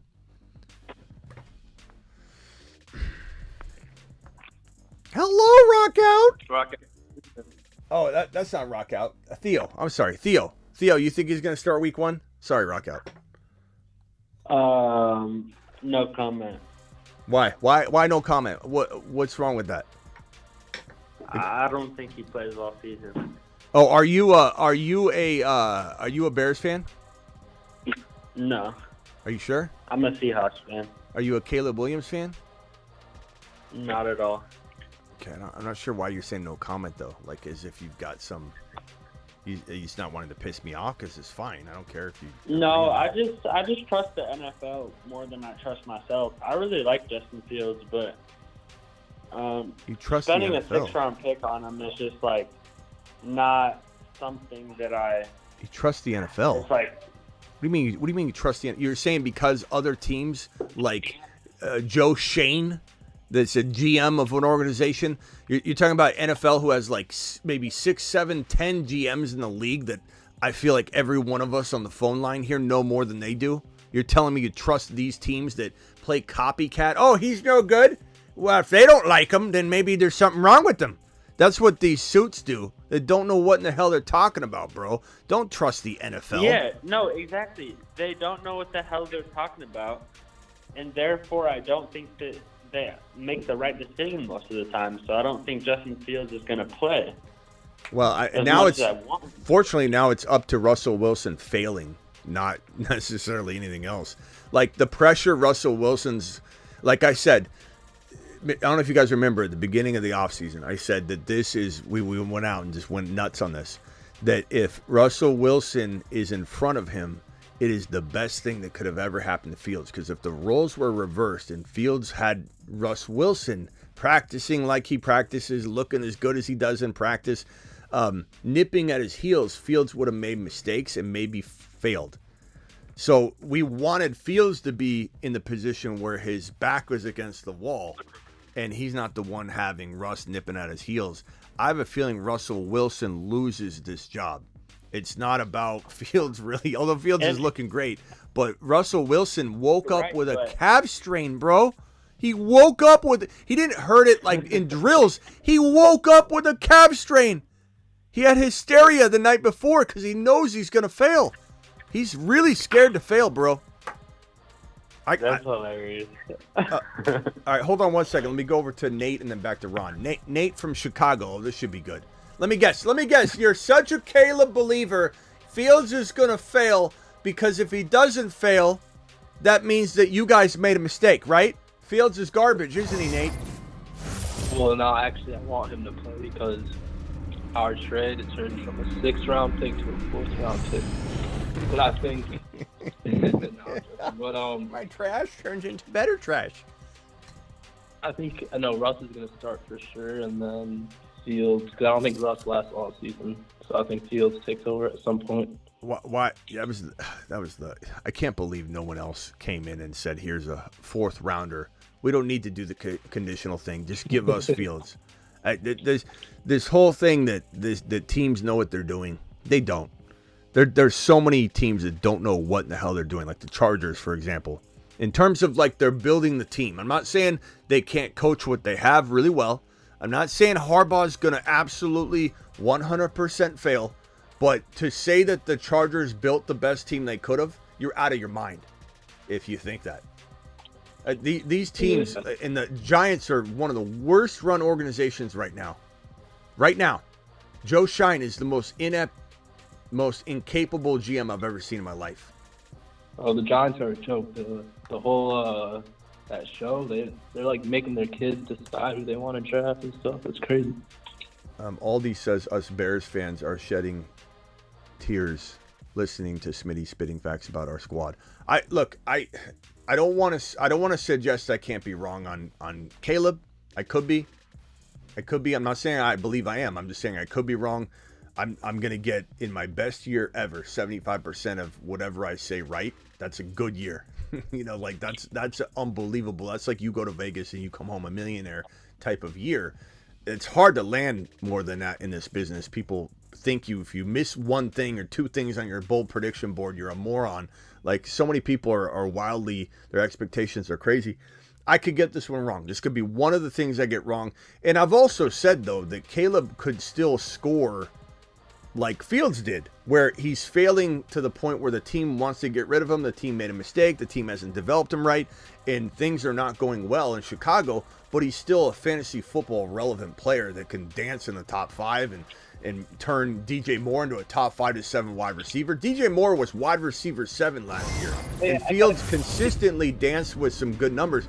So I'm not saying that Caleb can't have those days, but so to Aldi and all my Bears fans, I'm not trying to say you guys can't have some version of success this year, but it's wild to me that Eberflus is already being talked about as the probable coach of the year. It's wild to me that Caleb is talking about winning 8 Super Bowl rings, and that he's putting the cart so in front of the horse. And then he was asked a question today where they said, "What do you think you need to work on?"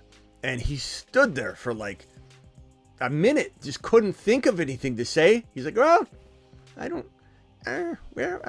And all these Bears pages were like, "I love his answer. It's such a great answer. He's going to be such a GOAT." You guys have goggles on that are this thick. Like that was the worst answer. His answer was pathetic. He couldn't think of one thing for about a minute of things he had to work on, as if he's some perfect angel. And I can tell you what he can practice. You know what he could get better at saying? The Bears. The Bears. The Bears. The Bears. Start saying the Bears with some aggression. What in the hell is he doing? If I was a Bears fan, I'd be embarrassed of him. How do you say the Bears the way he says it? The Bears. The Bears. He walks away from every press conference. The Bears. Like, work on that. That's what I would have said. What do you got to work on? I got to work on my the Bears. It's pretty bad. Go ahead, Nate. Defend your team. No, actually, I wanted to move on to JD5. My sources are saying he's legit. Your sources? Sources you mean me? Yeah. You mean me? The person that's been telling you all year long since you came out of the womb? No, yeah, you got me on JD5, but then I heard like players are saying he's pretty good. So Yeah. in training camp. He is pretty good, bro. I'm glad you're getting on board. All right, Nate. Anything else, Nate? No, that's all. All right, Nate from Chicago. Appreciate you, Nate. Call back tonight if we go live, or if you got another question, I'll be here. Ron Navy, and then over to Justin. The Bears.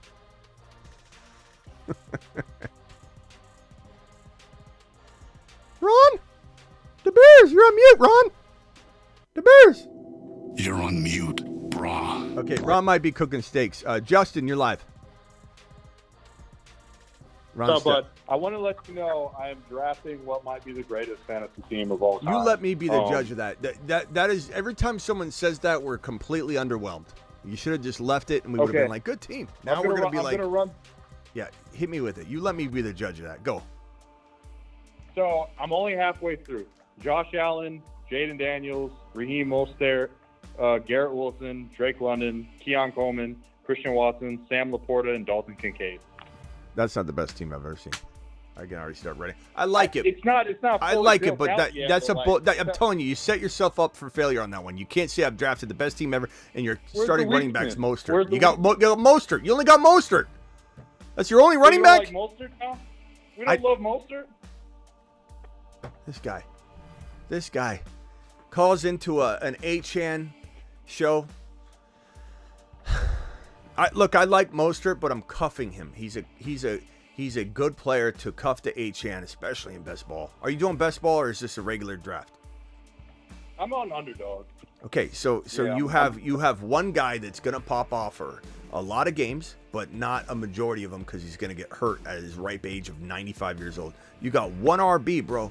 You got one R. Justin, you know I don't like this. You know I don't like this wide receiver only strategy. You've got Mostert as your only running back. When he goes down, you're toast. You're toast. I'm halfway through the draft, Smitty. I got both Josh Allen and Jayden Daniels.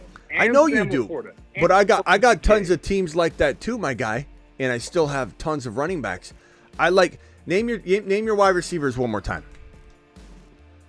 Let me go back to it. That's your downside. So Nobody call in and say I got the best team I've ever drafted, because we're never going to agree. We're going to be like, what? Go ahead. Garrett Wilson, Drake London, Keon Coleman, Christian Watson. As much as I like those wide receivers, you should have a much better running back stable. I don't know what we're doing there. I'll update you on it when I'm finished. Where'd you draft these guys? Okay, so you drafted Garrett Wilson in 1. You drafted London in 2. You had to have drafted Allen in 3. Who was your fourth round pick? So my 4th round pick was Sam Laporta. He fell to pick 41. Okay. I didn't have Laporta. I think I stopped you before you got to Laporta, and I yelled at you too quickly. That's a little bit better. But I still would not call it the best team I've ever seen. Dalton Kincaid at 56. You took Kincaid as well? Yeah, 56. See, this is why. I like this team, but good God, man, I would have taken one of these tight ends. I would not have gone bully tight end when you're going 0 RB at the same time. I think that's where you kicked yourself right in the nutsack. You got a ripe Josh Allen here, and you're like, well, damn, Dalton Kincaid is the top tight end, like not even top tight end, but top player, like on the board. I love Josh Allen, Coleman, and Kincaid, but I think drafting Laporta, his value is not. It's not good value in fantasy football right now when you can get McBride in 5, Kincaid in 5, at least one of them in 4. There's just so many better. Like those guys are barely lesser if they even are. So you made a mistake of not grabbing a Kyron or ETN or somebody to throw in here, so you had some balance. At 41 though. Well, you wouldn't have been available at 41. I don't know who would have been available to you at 41, but I just think Laporta was not necessary here if you were going to go with Allen, Kincaid, and Coleman. That's all I'm going to say. All right, hey, I like the team. You set yourself up for that when you said this is the best team I've ever drafted, or this is the best team ever assembled. Like, I can tell you right now, it's not. But I like it. I like it. I like where you were headed. I wish you would have taken another RB. You're going to be on the struggle bus, bro. Pacheco, as Cameron said, you could put Pacheco in here instead of Laporta, and then all of a sudden this team looks a lot different because you can only use one of these guys. And if Kincaid's going to do what we think he's going to do, then how often is he going to nudge Laporta out? So you put in a Pacheco or somebody else, and then all of a sudden it looks a whole lot better. So if you look at a tight end game log, they only really have so many games where, even the best ones, they only really have so many games where it's they have a stat line that just can't be beaten. Okay. All right, Justin, hang tight. Let me go over to Ron. Are you back from the Steaks yet? I think Ron's still gone. He's either on a phone call or he's marinating some steaks. I'm here. Oh, what's up, Ron? I was on a phone call. Okay. We figured it was either steak marination or you were on a phone call, or both. No, it's too dark. I can't go out to the steak garden. I appreciate you, Justin, by the way. See anything right now. Justin, I appreciate you, by the way. I'm just sometimes you're. You know I love you. Yeah, you know. Super chat to the moon. I love you. Your wide receiver strategy I bump heads with a lot, but past that, we're good, bro. I don't see why, I know you maybe he'll flirt around 10, but it was just last year. I mean, look at how many, he had several top 3, he had top 4, he had a couple of top 1 finishes, Fields did. And even the year before, he ran for over 1,000 yards, and that's with no wide receivers again. So, what is his? I don't think he has a limit. I mean, I really don't. I think. Well, I'm not. I on mean, a different team. you can't suggest him down on Fields. I'm just saying, I'm not putting him above Stroud. I'm not putting him above. AR5, I'm not putting him. So it's hard for me to place him in my top 6. Doesn't mean he can't get there. As I said, I'm with you. There's no real limit on it, but I just can't rank him there. I can't expect that. But that's sometimes how it is. You want a guy to outperform your expectation. Yeah, you got to look and see how they're going to use him and stuff. But if they let him run, I mean, what better runner has there been when Fields is on? I mean, Fields is smashing it with running. So, look, last year, four running touchdowns, but the year before he had 8 and over 1,000 yards running. So, well, I can tell you one guy. Is he capable of that? I don't think he has the ceiling. I can tell you one guy's a better runner than him, that's for sure. This guy runs for 15 touchdowns every single year. Also, Jalen Hurts, by the way, has back-to-back-to-back years with 10-plus touchdowns. 15 touchdowns in 2023, right, 13 rushing touchdowns in 2022. How many of those are the brotherly push? Well, 3 years in a row. Yards, 3 years in a row, Ron. 3 years in a row, though. I know that, but as far as yardage goes, 605. Fields get a lot. More.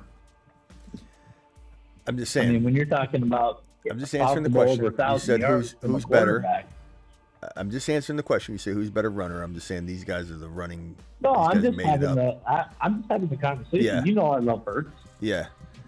So. But we're on the same side. We're on the same side. We're on the same side. Well, you approached it Smitty, how do you have a limit for Fields? I just went on a Fields rant. I didn't say anything negative about it. No, it wasn't. No. It was for the more for people that are doubting. Oh, gotcha. Okay. Think. Yeah, you know what I'm saying? Yeah, Fields is that. I mean, Fields is it's tough because he is broken, but I think he's being repaired right now. Right now. I think that's the point we're at. It's a fork on the road. And Fields is either going to become trash and never get revived ever again, or he's going to go left instead of right. And down that road, he's going to be repaired. He's going to start developing skills he could never develop because Chicago doesn't know how to develop quarterbacks. It's like asking a kid that's been growing up in the presence of fans and all that, the Arrested Development, and asking them to be a normal kid. Like, you got to grow up later. It's like Fields his development's been arrested by the Chicago Bears, and he's immature in his game. And he's starting to develop that, and he's going to be fast-tracked by a system that is very disciplined, hopefully this year. And, I mean, look, the offensive line's much improved. The wide receivers or the pass catchers are pretty good. I mean, I don't think it's as good as a lot of these other teams that have, like, 3 and 4, like Detroit or anything like that. But it's pretty good. Like, you got some good pass catchers. You got 2 very good running backs. You got a very good offensive line. You got a winning team mentality. You got a grind out the clock, put yourself in a position to win games, not always playing from behind, and probably an ability to rip off bigger yards per carry for Fields on less runs, because this team's going to be better overall. So he's going to have better running lanes to navigate through. So if anything, he's going to have a better chance of staying healthy if he does run a lot. It will be interesting to see how quickly Russell Wilson tries to grab the job back, because the Steelers are very much going to try and get him to grab that job back. Not even if they're starting to root for Fields quietly, they're going to want that competition to breed success for both of them. So they have 2 really good quarterbacks. So we'll see what happens. But I think about it. Think about it, though, is they got more invested in Fields than they do Russell Wilson. So they can afford just to let Russell. They can afford to start Fields and let Russell Wilson be the backup. They can afford that because they're not paying Wilson's salary. Denver, as you said, Seattle earlier, but it was Denver. Oh, did I say Seattle? I'm sorry. Yeah, you said Seattle. Yeah, I think you guys are paying him $1 million, Russell Wilson. I think it's 1.5. Yeah, $1 million. But Fields is intriguing, man. Let me answer these super chats real quick, then I'm going to go back to Mars. Man. Hey, I'm going to get going, Smitty. I'm going to get going, so I'm going to get off the line here. But okay. Yeah. No, and yeah, tonight. No, my comment when I made that one comment that you said I was negative on, that was actually a compliment. When I said underdog ADP is like, I know, pay I'm kidding. premium because of your takes. That means your takes are so good that I'm just kidding with you. It makes their ADP rise. I was just kidding with you, but yeah, thank you. Right. I was just totally joking with you. All right, later, bro. Later. Rock out, hang tight. I'm going to come to you right now. Let me get these super chats out of the way. Can Dotson explode with JD5 this year? The answer is yes. Count on it? No. Expect it? No. Hopeful? Yeah. Draft him where his ADP is almost every time I grab him. I love Jahan Dotson. Jahan Dotson's metrics were great in terms of running his routes, getting open, and converting to that degree. He just wasn't throwing proper footballs. So at the end of the day, if you looked at those metrics, you'd say, God, Dotson must have had a good year. If you blindly looked at just those metrics, it would tell you that Dotson had a good year. And then you look at the catchable balls, the lack of throwing footballs when he was open. So yeah, I'm very, very hopeful that Dotson has a bounce back year. $10 hauler from Isaac, dropping another wad on screen. Isaac, appreciate you, my man. Isaac says Russ got a calf strain from pushing sleds, not from normal QB play. I don't know why Tomlin has QBs pushing sleds. Official reports are it's overblown. He's been at practice but doing passing drills, not reps. The reports I've heard is that he woke up with it. Maybe it was from the day prior, but it wasn't something they were concerned with until he woke up in the morning. So that's what the report was. But pushing sleds, I don't know. I mean, maybe not. I don't know why he got hurt. The fact that he got banged up though is not good. It's not good for his likelihood of holding on to this job when someone's nipping at their heels. Speaking of garden, Smitty knows his onions. Don't deny this man or you'll regret it. Let him cook, says Wild Bill. Thank you, Wild Bill. Appreciate you. Patrick with a $5 hauler. Thank you, Wild Bill, again. Patrick with a $5 hauler. Rate redraft. Lamb at 2, then Mahomes and Kelsey, or Allen and Cup.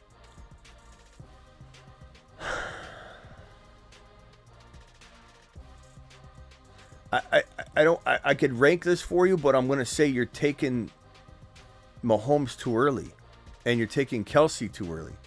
Like, I'm not taking either one of those guys. So you got Lamb chops at 2 overall, and then at the turn picks, you're taking Kelsey way too early. You're taking Mahomes way too early. Josh Allen kind of goes there, and Cooper Kupp kind of goes there. So that's probably the better ranked one, the Kupp and Allen. But Mahomes has more of a third-round ADP, and I'd rather just take Kincaid or McBride. Who gives a shit about the stack when you're overpaying like that? And then get your second rounder. Get Kyron. Get Kyron at Achane, and then get Mahomes, and then get Kincaid or McBride. So the answer is no way I'm doing this plan. When you have a better plan, you're reaching. You're taking these guys out of line, out of turn. You're leaving value on the board, big dog. Don't do it. Wild Bill, $5 hauler. Speak. What? Who said that? You're out of line, Johnny. Oh, you're out of line, Johnny. You're out of line. This is another $10 hauler from Isaac, who's dropping wads on the screen tonight. This is a $20 hauler, essentially, because he just did another $10. This is $20. 10 plus 10 is 20. Alert. Super chat alert.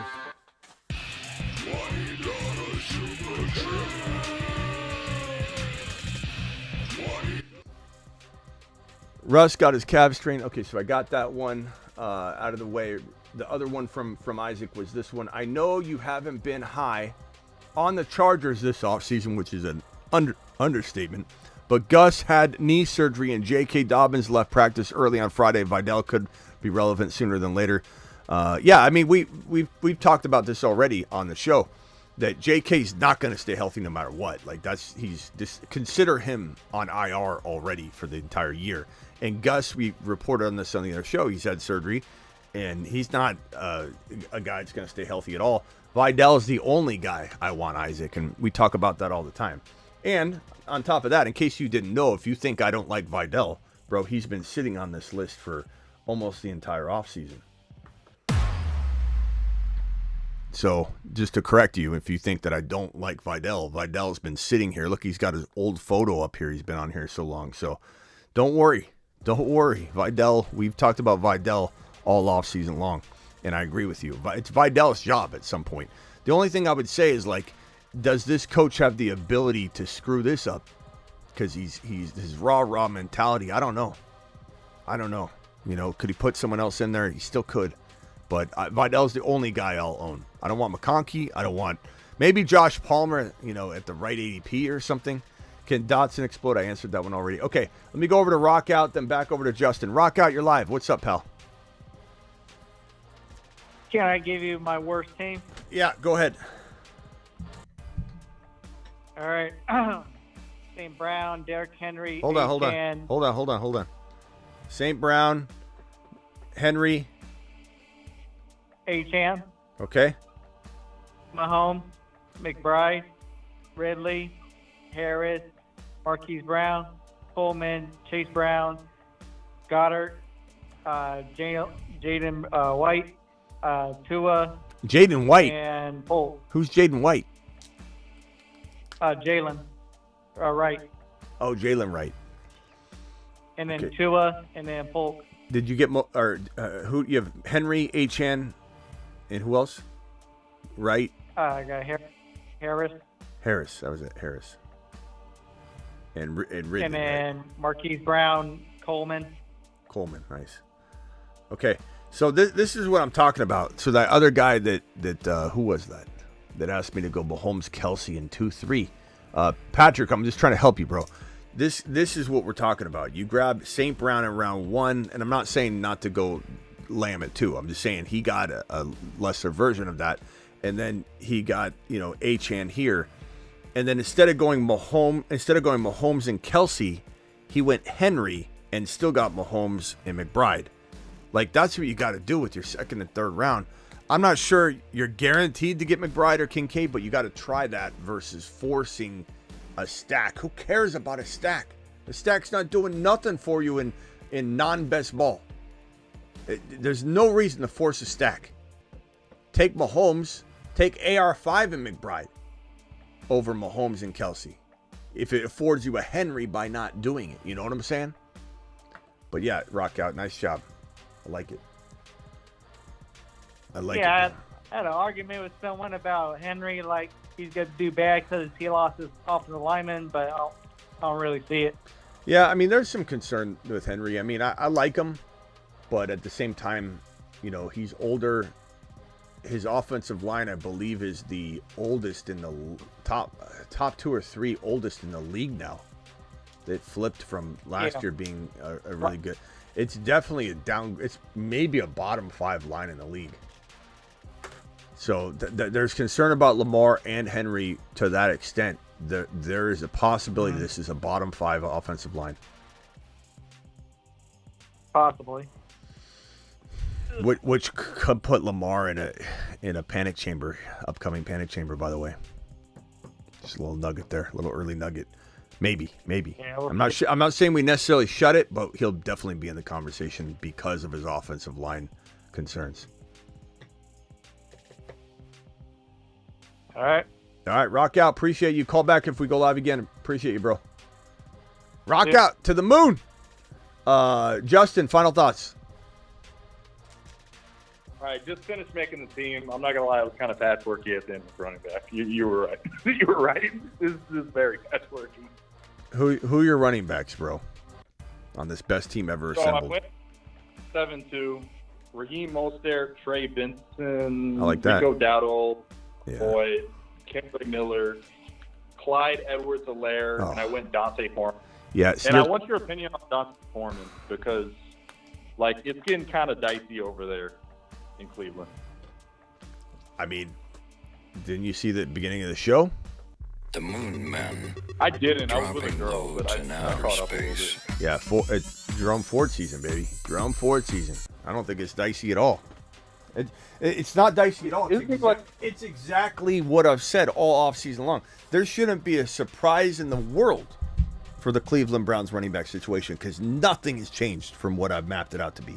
Nothing. We knew Chubb wasn't going to be able to play week 1, week 2, week 3. He was already out of the picture. The fact that people are looking at this like it's a bleak picture now, it's been the same thing all offseason. It's been clear as day. So I'm not afraid of Chubb. Like, my thing with Ford, because I take a lot of Ford, but I've also started to take Foreman lately.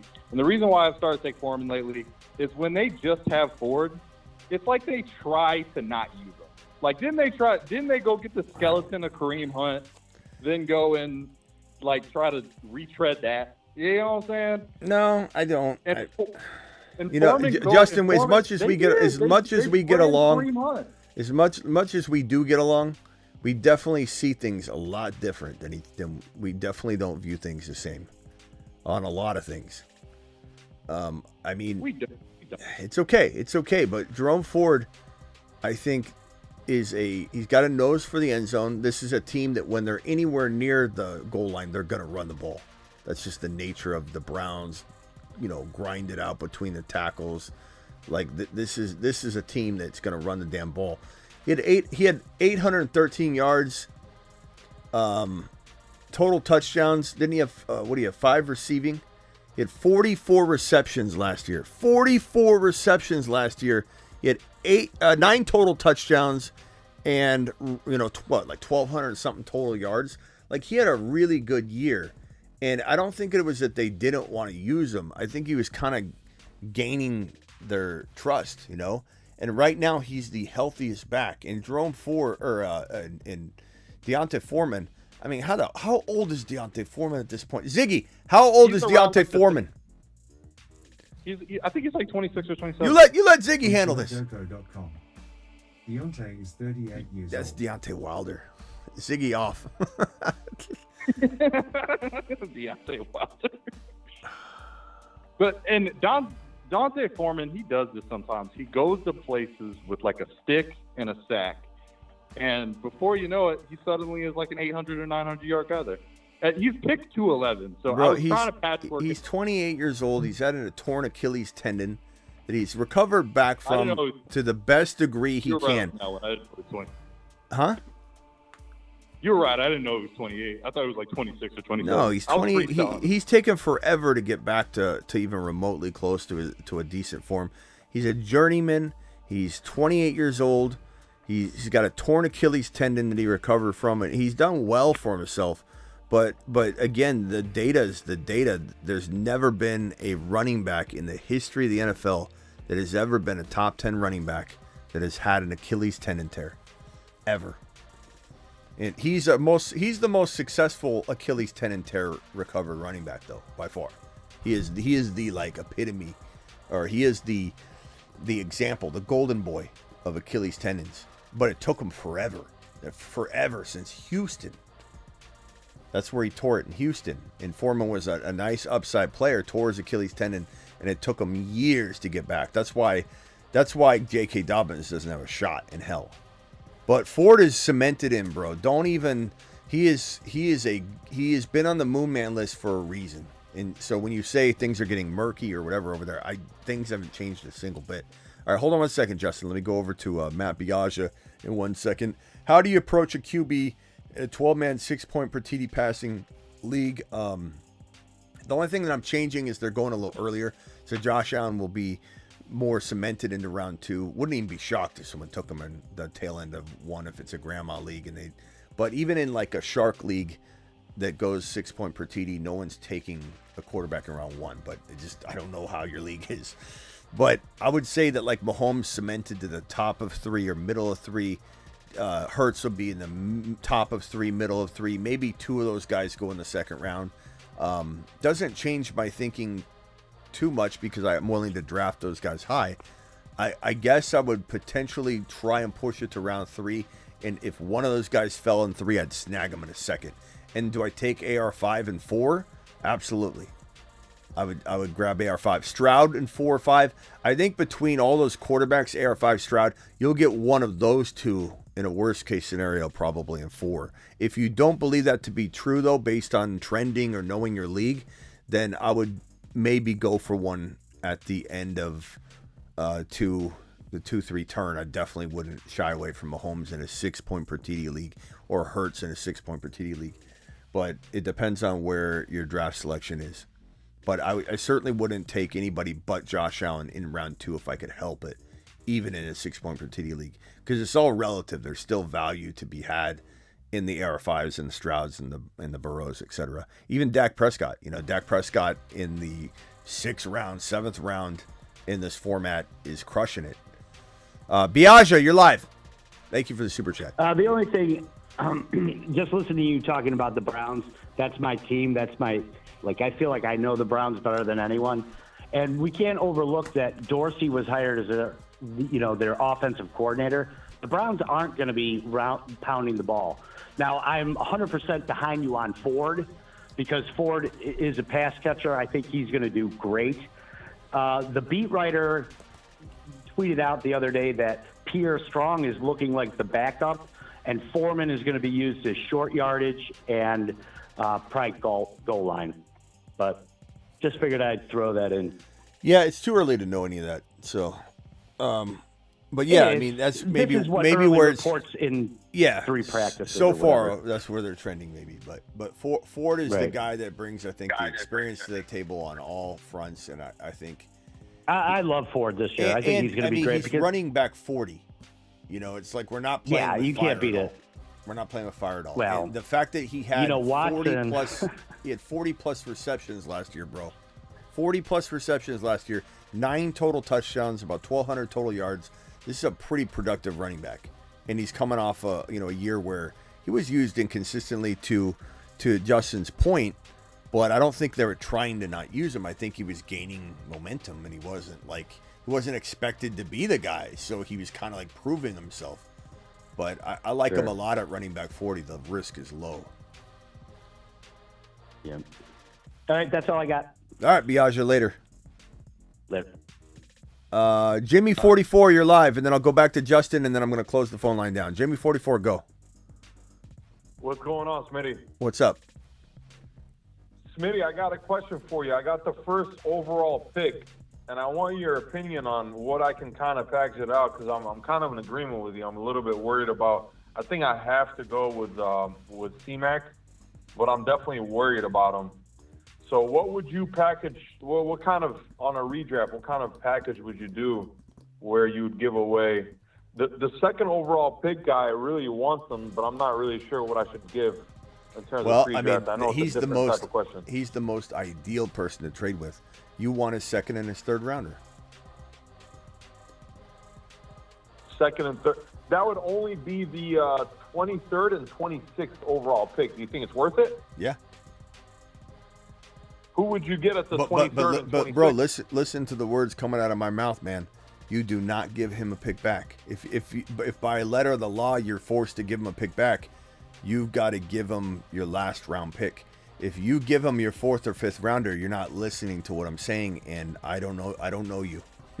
I had nothing to do with this, because that's a whole different piece of advice. You took it and ran with it.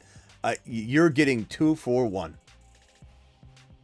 If you're not getting 2 for 1, it doesn't make sense. And if he says, I can't give you then I can't give you the first overall pick. Like, you want to have the top 2 players in the draft, or you don't. And you walk away from him, and he'll come crawling back to you, bro. Okay, well, what about if you give me your 6th rounder? No, bro. I'll tell you what. I'll give you one more chance. You have an hour. And then I'm not doing it anymore, because you know what? And this is what you say, bro. This is how you convince someone to give you something they shouldn't give you. Ready? Listen to me.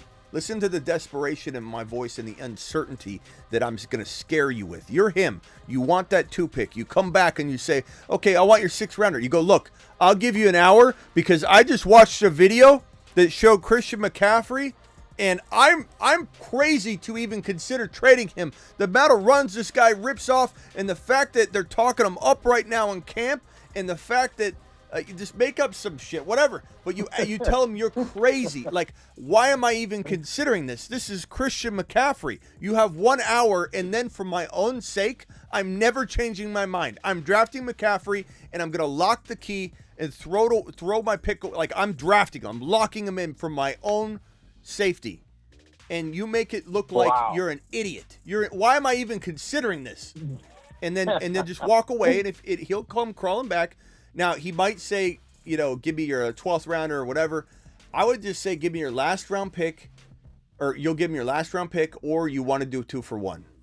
And that's it. That's it. Now, if anybody says that they'd rather have Christian McCaffrey, I can understand.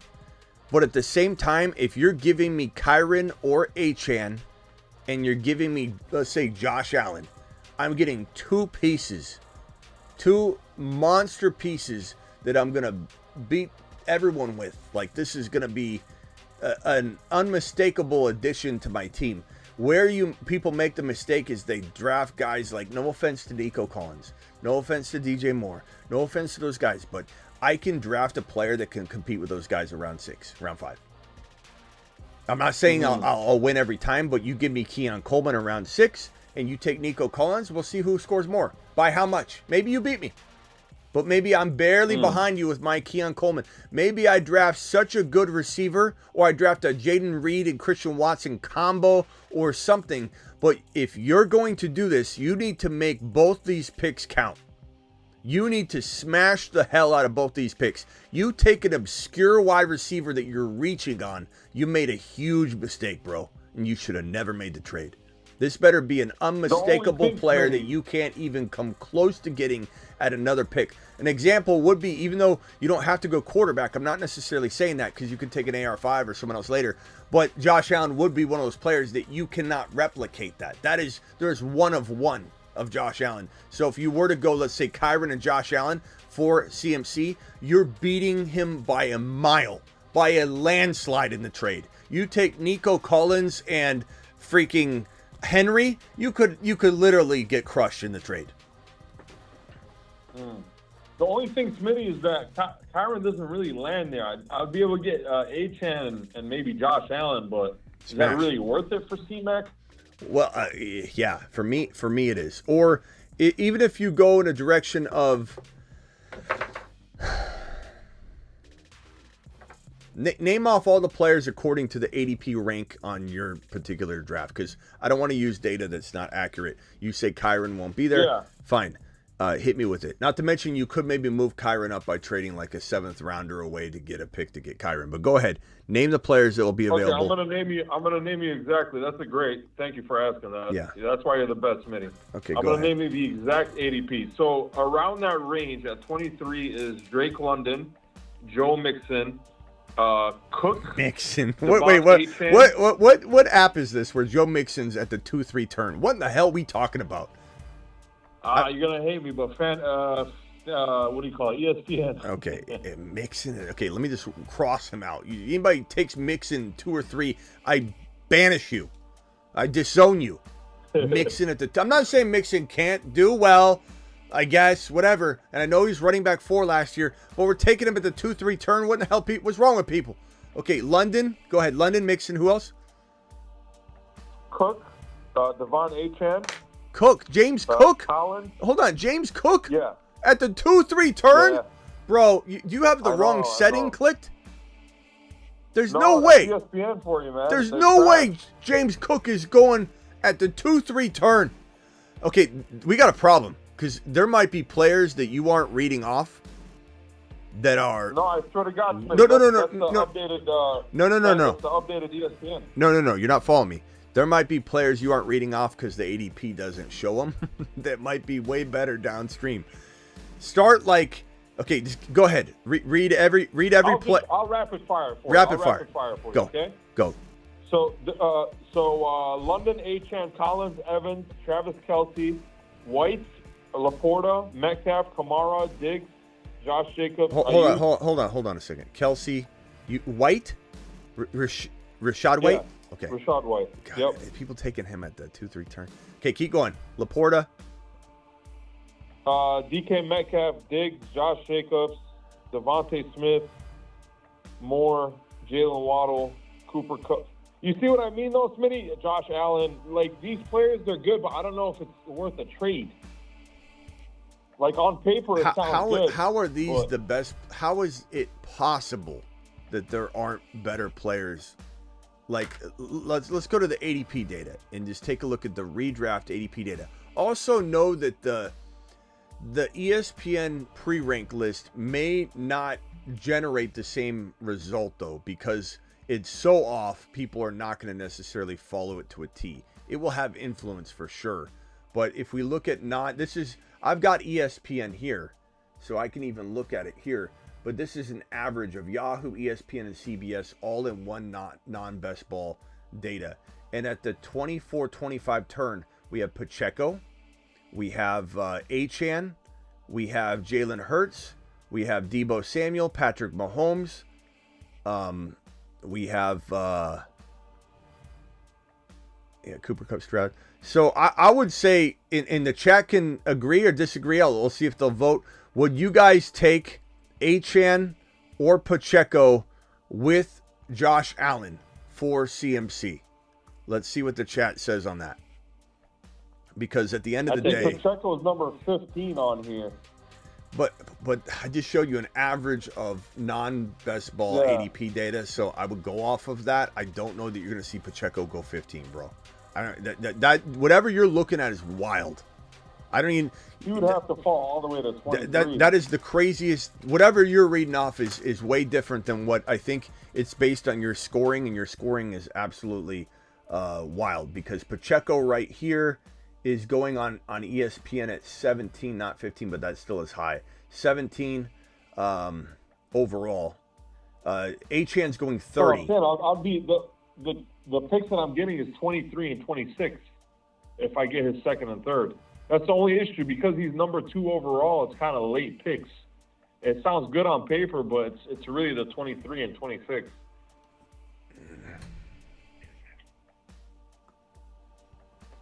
He might squeeze in a 4th round too. He really wants those 2 picks. Yeah, maybe I just, you know what I'm saying. Since you're kind of hesitant, just use that hesitation and actually manifest it into a hard no that you're deciding no against the trade. This is how you buy a car too. You go in and you go, look, this is the best way to buy a car. Hey, you looking for a car today? I'm looking around. To be honest with you, I probably shouldn't be getting one. And then it's like, shit. And so you say to them, look, my payment's good. I like my car. I actually like my car, no matter if you do or not. So to be honest with you, the only way I'm getting in a car and driving off today is if it's stupid. It's a stupid deal. Otherwise, I really shouldn't even be here right now. My girl's going to be pissed at me that I'm even looking at a car. So you're putting yourself in a really bad spot to make a deal. So why not ask him for the world and see what he says? And if you're hesitant, don't do it. But I will say that I wonder if on the clock you end up seeing Kyron there, or at least Achane, and then Josh Allen, Hurts, or Mahomes is there. At the end of the day, I want Achane and Hurts, or Achane and Mahomes, or Achane and Josh Allen over Christian McCaffrey. But that's me. I would take that every time. That's me. I love Achane. I love Kyron Williams. I want one of those guys and that quarterback. And keep in mind, it's not like you're not using those other picks. I know you can get a quarterback later. You could go London and Achane and then take AR5 later or whatever, but I don't know, bro. I would be happy with Achane and Josh Allen over Christian McCaffrey. In an existing redraft league, I would hit accept on Achane and Josh Allen for my Christian McCaffrey if, let's say, I didn't draft a quarterback or I was appropriately drafting a quarterback. It would make it harder for me had I planned accordingly, and I would have, and I grabbed a Burrow and all that. Then it puts it at a weird spot. But I'm just telling you, at the end of the day, give me that Achane. Give me that Kyron or Achane with freaking Josh Allen or Mahomes or Hurts all day long. But that's me. That's me. And I'm certainly cuffing Mostert and also right to him. And, a person that just feels that's uncomfortable. I'm not spending 3 spots on one running back position. Have you seen what the Miami Dolphins do? Do you realize how much they run the ball? It's a glorious position to be in that you can back up very easily and guarantees you production. And in bye week situations, and they all share the same bye, obviously, for you, so you have to have other players eventually, but you can even start both these guys. You could start Mostert and Achane in week 1 and sleep like a baby doing it. It's not like you're not getting amazing production from both of them. Okay. All right, Smitty, I appreciate you, man. All right, bro. To go. All right, well, do what you feel is right, bro. Do what you feel is right. Only you can make this decision. All right, later, bro. Yep, appreciate it. Yeah, try to get a 4th rounder. Final thoughts, Justin. Yeah, you guys were talking about Christian McCaffrey. I slammed that deal. Like, Christian McCaffrey had 400 touches last year between regular season and postseason. I understand he's great. I understand that his training regimens are phenomenal. He cares so much about, like, his body and not getting injured again. But, like, at the end of the day, he's just a man. Like, I'm not taking Christian McCaffrey. Also, I take Christian number 1 overall. Like, I'll take Ceedee Lamb, Tyreek Hill. Well, then answer the question from that perspective. Do you trade Ceedee Lamb or Tyreek Hill for London and Achane, or Achane and Josh Allen, or Josh Allen and London, or Hurts and Achane, or Hurts and London, or Mahomes and London, Mahomes and Kelsey? Most of the things you asked, if I'm trading away Christian McCaffrey versus Lamb. Like a pair of Lamb. I said Lamb. Okay, repeat that one more time. I'm sorry, I didn't. If you don't like McCaffrey, then put yourself in the Lamb headspace. If it's Ceedee Lamb that you're trading or drafting, or Hill, do you trade Ceedee Lamb for Mahomes and Achane, London or Josh Allen, Jalen Hurts in London, Achane in London, and then draft another quarterback later? Like, do you trade Lamb for those 2 picks? Yeah, I would. Okay. I think it's easy to say Christian McCaffrey is a league winner and maybe you shouldn't trade him, but it all comes down to what you feel you can do with those picks. If you feel you're not going to hit home runs with Achane or London and whatever, then so be it. I mean, I can't control that, but I feel that confident about Achane. Achane is a top 11 to 14 overall player to me, and we're stealing him away. Yeah.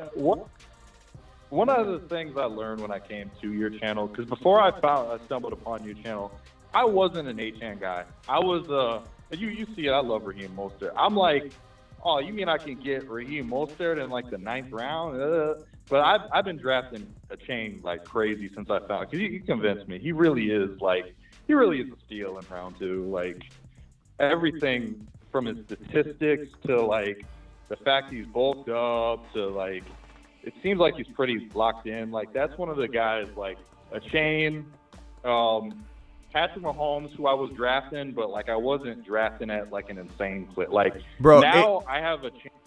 Yeah. But, No. Go ahead, finish your point, then I got to go.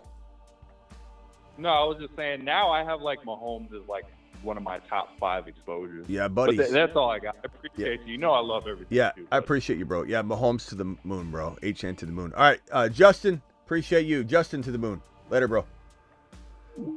Yeah, HN. I mean, look, top 5 running back in 40% of his games. Top 10 running back in 50% of his games. 11 touchdowns. Number 1 in NFL history in yards per carry with any player over 100 carries. 7.8 yards per carry. Look at these games played. 1, 2, 3, 4, 5, 6, 7, 8, 9, 10. In 10 games, running back 1, running back 5, running back 4, running back 3, running back 8. In 10 games, he was a top 5 running back 44 times. He was a top 10 running back 5 out of 10 games. This is unbelievable. The guy bulks up, comes in as a beefier version of himself, ready to go. Spinach has gone missing all over the country. Spinach trucks being taken off the road and held hostage. And this man's been eating and consuming all the spinach that he can find. And for people to doubt him over and over just gives me a big grin. Puts a big grin on my face every time I see an HN comment like, hey, HN's gonna get hurt. HN's in a committee. HN's in a committee, Smitty. HN's in a committee, Smitty. He's in a committee, Smitty. HN.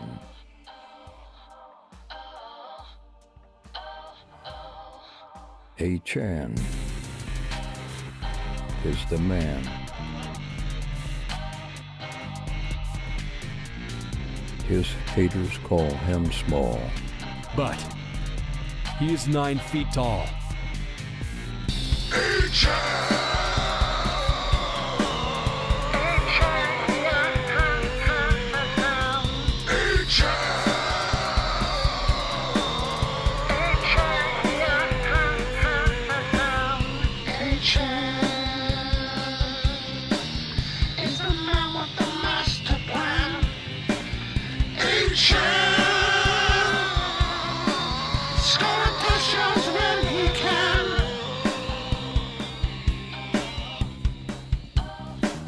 HN is the man.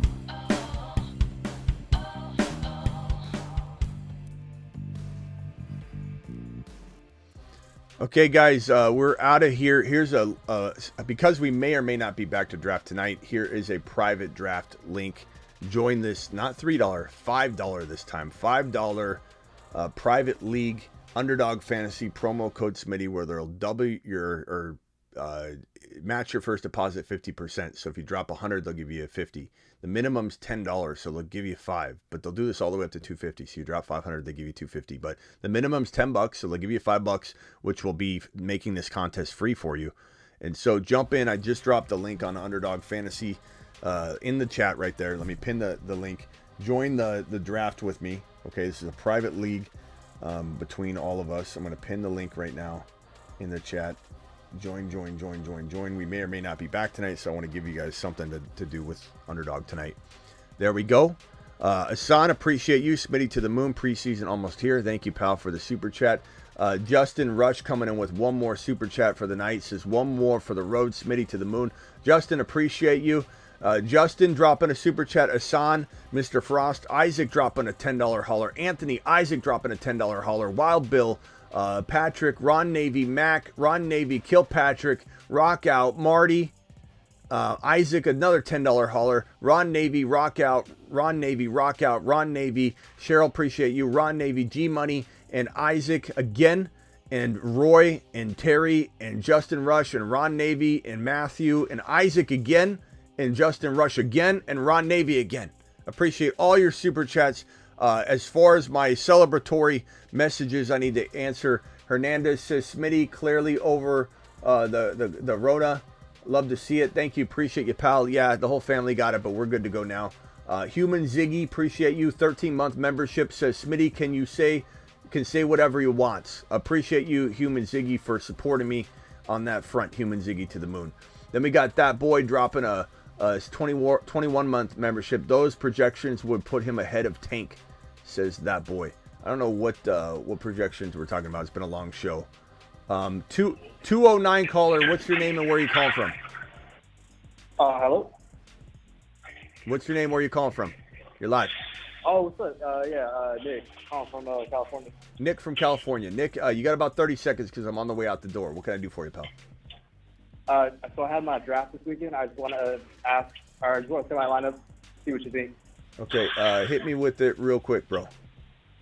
Bijan, Gibbs, Devo, Pickens, Kyler, Bowers, and Achan. Bijan, Gibbs. Achan, my flex. Okay. Achan. Devo, Pickens. Debo and Pickens. Okay, who's your quarterback? Kyler? Kyler. That's really good, bro. Who's your tight end? Bowers. Yeah, I like that a lot. I mean, that's crazy. Is that an 8-man or a 10-man? 12. Wow. So Bijan in round 1, Gibbs in round 2, Achan round 3, Debo in 4, Pickens in 5. I actually had Higgins go after Debo. Higgins? Yeah, T. Higgins. I actually had T. Higgins go after Debo, and then I went Pickens. Wow. I thought, yeah, I mean, I've been watching your, show forever, and I feel like your show is going to win me the league. So I don't know where you got. Yeah, this is great, bro. I mean, you got, in my opinion, you got 3 top 6 running backs. So you smashed it. Appreciate it, Smith. Smashed it. All right, call in anytime, Nick. Yep, thank you. Later. All right, let's see here. That boy, appreciate you dropping that. Justin Rush, thank you. That boy, Sick Nasty, says J.J. McCarthy, 4 of 5 TD passes in the red zone drills looked nice. That's good, Sick Nasty. I'm hoping for you, bro. Seems like Darnold's got a clear edge, though, according to all the reports. 8-month membership. The off-season content has been legit. 10 out of 10. Thank you. Appreciate you. Big guy. Thanks for dropping that. And then gifted memberships. I don't know if we had any gifted memberships today. Gifted. Let me see. I don't think we did today, but that's okay. I mean, we'll get those coming in. We had some on the premiere. If you guys missed the premiere today, make sure you go watch it. It's a dead zone. Is there a dead zone, or is it a Fugazi? And your boy tackles that, and also gives you the best picks in each round in relation to the dead zone conversations that may or may not actually be a thing. So go watch that video. It's the most recent video up before this one. I'll see you all later. Appreciate you. Don't forget, we're drafting right now on Underdog. Here's the link right here. For those that don't know or aren't joining the draft, here is the link right here. I'm going to drop it again. It's pinned in the live chat, but there's the link. Click that link. Join the draft right now. Appreciate every single one of you. Thank you, Travis. Thank you to my moderators, Space Ricky, Travis, Blackbeard, Sick Nasty. DeBalt does the Dynasty Channel stuff. I appreciate all of you. Is there another mod in here that I don't see? Thanks to everybody. Thank you, John. Thank you, Michael. Thank you, Isaac. Thank you, Jeff. Thank you, John. Thank you, D-Town. Appreciate you. Thank you. Who else is in here? I mean, we got 133 still in here, but Sick Nasty, appreciate you. Hoosiers, appreciate you.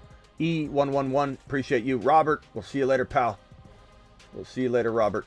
Danny Dennis, appreciate you. Robert, appreciate you. Cameron, we'll see you later. Togo, see you later, pal. James, see you. Hassan, thank you. Craig, we'll see you later. Matt B, we'll see you later. Matt Biaja.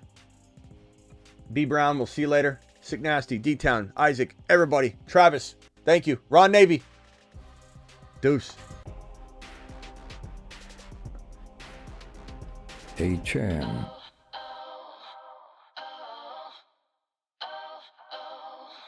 Achan is the man.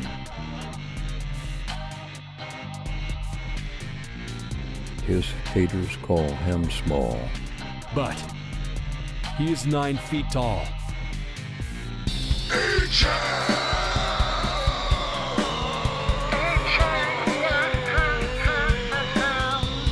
Is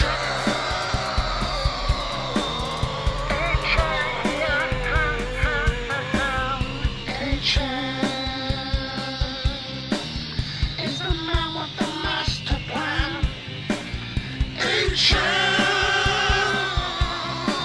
Scoring touchdowns when he can.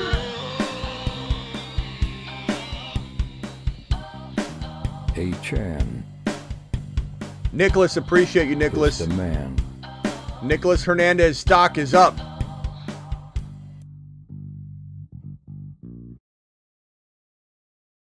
He's Kyron, he's 7 feet tall, and he knows how to handle a ball. He's Kyron, he can take frowns and turn them upside down with his touchdowns.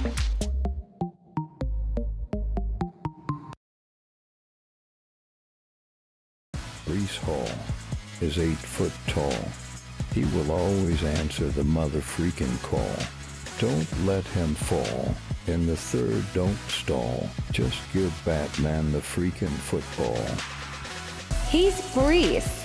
He's Brees. He does a whole of a job. A whole of a job. A whole of a job. Brees Hall, please report to the moon. He does a jale mayor. Live Monday through Friday, 8 p.m. Eastern, about 5 p.m. Pacific now, turns to 6 p.m. Pacific later in the year, but 8 p.m. Eastern every single Monday through Friday. Also, additional shows live whenever news breaks. We go live in addition to the 8 p.m. show. And then also, we're live most midnights Eastern, drafting on Underdog. And again, we are almost full on this draft. We need 4 more. Here's the link one more time. 4 more. Jump into this draft. I just dropped the link right now. 4 more. Jump in, jump in, jump in. Appreciate every single one of you. Click that link. Jump in the draft. Do it live. Deuces.